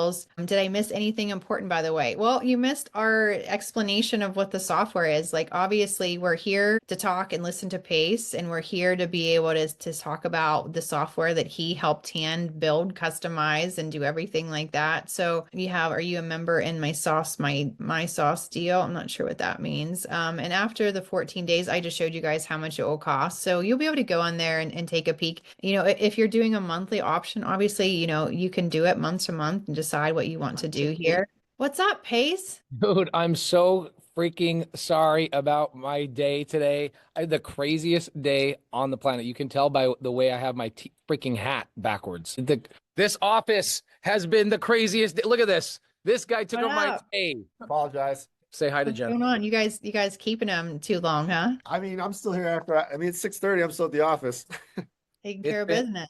It's been a crazy day. Things that were like probably some of the most important meetings I could have taken very abruptly popped up, and they were things that if I could tell you, you would lose your mind. So I'm so sorry that I had you take this over. I've never in probably 5 years of running challenges, I've never had to ever show up late one time and I showed up 2 days in a row. But you know what? I mean, they were in good hands. We were hanging know. out. And so we went over the software. I showed them all kind of lists. I really hit hard on, I taught them all about the AI in the system. I showed them how to comp today. I showed them how to pull their cash buyers list. So, I mean, we already went over everything. So we were just waiting to like see how your day was. I mean, we did all the work. I mean, we talked about the website. We talked about the 14-day free trial. They know how amazing you are. We talked about subject to a deal. I showed them one of my recent projects, and here we are. You're incredible. Thank you. I Yeah. am so lucky to have you. as a Carly was team. amazing. Carly manned it in the beginning because I wasn't available in the way beginning. Carly has been one of my good friends for the last 3 years, and she runs all my challenges and webinars with me.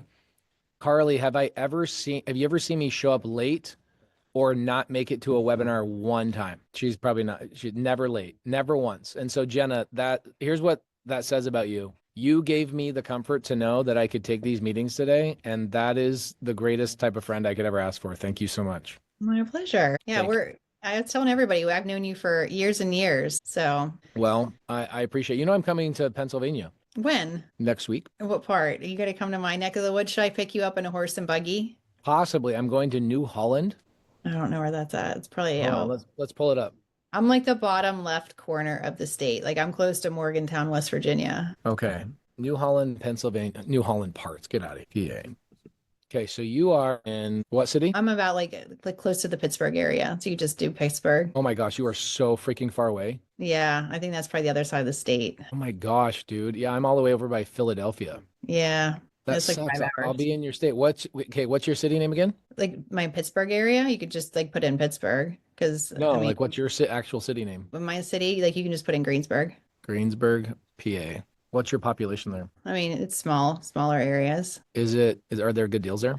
There are some good deals here. Okay, let's see here. Okay, I see you. Yeah, you're in the mountains with all the Amish people. Yeah, we're in the boondocks. Yeah, I will be too far away from you. I won't be able to get over there. Dang it. I'm speaking in New Jersey, and then I'm speaking in New Holland, and I'm like, you know what I'll do is I'll do a bunch of community meetups along the way. So I'm doing a meetup in Philly, Maryland, Jersey, New York. Then I'm flying to Chicago, doing a meetup in Chicago, then one in St. Louis, Missouri, and then I'm finally flying home. So if anybody wants to see me on the trip, go to whereispace.com. Whereispace.com. Literally, that is the name of the website. Whereispace.com. Okay, Pace, where are the recordings? Mona Hill. I will make sure. Do we send out the recordings on the Elephant Challenge? Yes. Okay, cool. We'll make sure we email it out, guys. Kelly says, when will you make it to Vegas? I go there 10 times a year. Are you still coming to the REI Summit in Texas? Maybe. Go to whereispace.com. I don't know. People book me and ask my team if they can.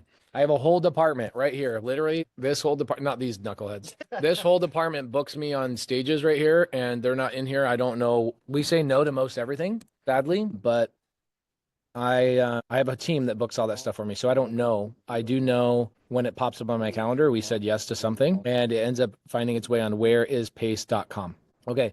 The confirmation email still hasn't been sent. I really want to start the 14-day free trial. How do they communicate with Deal Sauce, Jenna? They would just go to our support. So I let everybody know about that. They said make sure they're checking their spam because like usually if they don't get it, like they should get it instant. As soon as they sign up, they should instantly get an email. So if didn't, if they got no confirmation, put in the I'll put in the chat here the email that they're going to need to go to and just basically email and say that they didn't get their information. Yeah, it's interesting. Guys, look at the size of the team we have, okay? Like you see all these desks in here? This is, by the way, my right hand. This is Sarabi. Hey, good to meet you finally in person. Okay, so you look at this team. We have a great deal of people that we get emails on like our support stuff, on our real estate side, our finance side, all sorts of things. And people will go, I didn't get the email. We go, cool, let's get on a Zoom and let's go through your email inbox. So like our team will ask them, share your email inbox with us. Let's look where the email could have gone. 100% of the time. It's never not been the case. It's in junk, it's in spam, or it's in 1,000 Bath and Body Works coupon emails every single time. We have never had somebody go, I didn't get the email, and then actually not got the email. I'm not Deal Sauce, so I don't know, but I would just assume that you guys just need to learn how to use your email. I promise you it will help you. And somebody says just go to the login and just put forget your password and they'll reset it. So you could just do it that way. Like that you could try to get a quick response if you don't get an instant response. But yeah, it's most likely in the spam. I know like somebody says on there that they didn't get the info, but then they responded within 30 minutes. You guys Hey, should get. Jenna, I want you to meet somebody really cool. Hold on. Okay. So you see this guy right here? His name is Chris. Hey, Chris. Okay. Chris buys airplanes, seller finance and SubTo, and then releases them out to training schools. He did 25 planes last year. He'll do 100 planes this year. His cash flow on these planes is anywhere between $5,000 to $7,000 a month. Cool.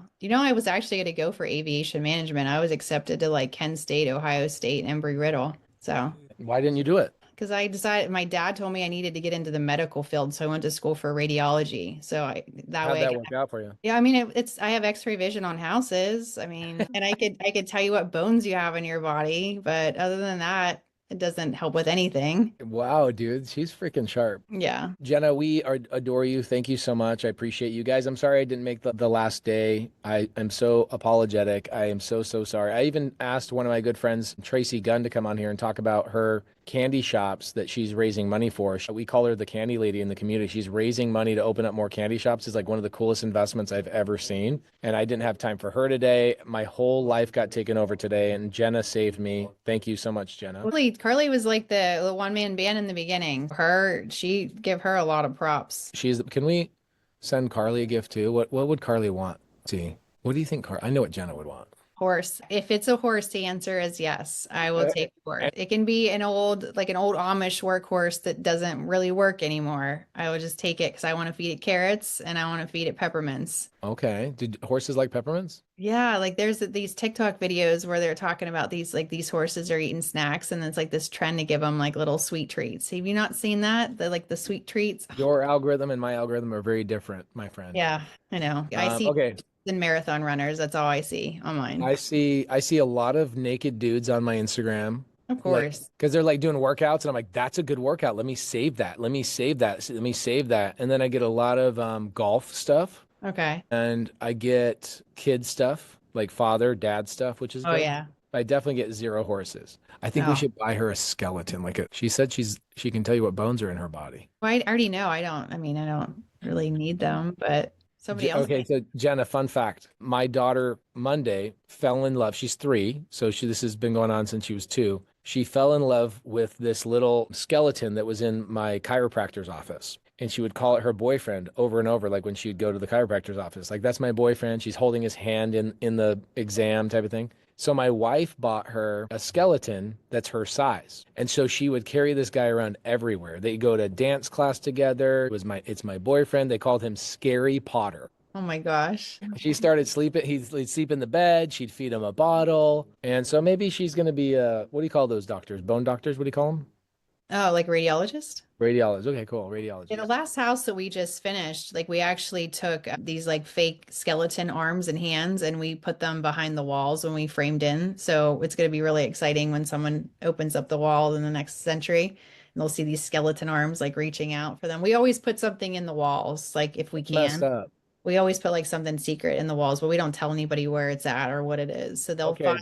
This brings up a great story as we wrap up the show. Guys, tomorrow is actually the last day. Today is not the last day. Tomorrow is the last day. Jenna won't be with us tomorrow. I will be with us tomorrow. It'll be probably 5 hours long instead of 3. We start tomorrow at 5 though, right? Starts at 5. Okay, we are starting an hour later and I'm probably going to go 4, maybe 5 hours tomorrow. So come hang out. It starts at 5. So yeah, I did calls last time. I called the RV part. Yes, I'll do calls tomorrow. And okay. I have a skip trace that I'll send you. Okay, thank you. I appreciate you. So our good friend, Jerry Norton, he's a lot closer to you now than he is closer to me. He's close to me physically. So Jerry buys a deal in Grand Junction, Colorado last year. He buys a deal. He re-wholesales the deal because he doesn't live there. He just wholesales it. And he gets a call from the police. The person he wholesaled it to called the police on Jerry Norton and said, this guy sold me a house with a human head in the freezer. Yes, this is in a news article. This is pop here. I'll have Jerry send me the article and put on my Instagram. The seller's son killed the neighbor and kept the head in the freezer for 10 plus years. Jerry bought the house, wholesaled it. The fix and flipper was like doing demo. They found the head, called the police. They had to call Jerry, and Jerry's like, I've never been to the house. Obviously, it's on my head. So I was like, I go, Jerry, this would be the greatest YouTube video. The title would be How to Get Ahead in Real Estate. Oh my gosh. So did the guy get like arrested? He admitted to the murder. He's like, yeah, I effing hated that guy, blah, blah, blah, blah, blah. The guy flat out just was like, oh yeah, I forgot I killed him. And the guy's in prison. I forgot. It slipped my mind. This literally happened last year. Oh my gosh. That's it. Did he do a video then? I don't know if he did a video. He did a bunch of social media posts about it, like just Instagram and stuff. But type in Grand Junction severed head on Google and you guys will find it.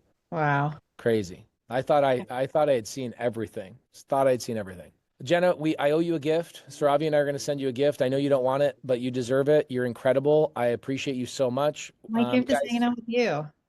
Jen, although this is Jenna's last day with us today, next month we'll be doing the Elephant Challenge again, and we'll get a little bit deeper and a little bit deeper and a little bit deeper. The Elephant Challenge is really fun because I run it over the course of a year, and we just go gradually, and we change the content just a little bit. We elevate the content just a little bit, but we'll have Jenna again next month. We'll continue to learn the software together. By the way, guess what I did this morning? I posted on Instagram about my foreclosure filter. Oh, did you? Yeah, it was interesting. I had 1,000 people shared it with their friends. They were like, oh, this is great. And 1,000 people shared it with their content or their people. So freaking awesome. Cool.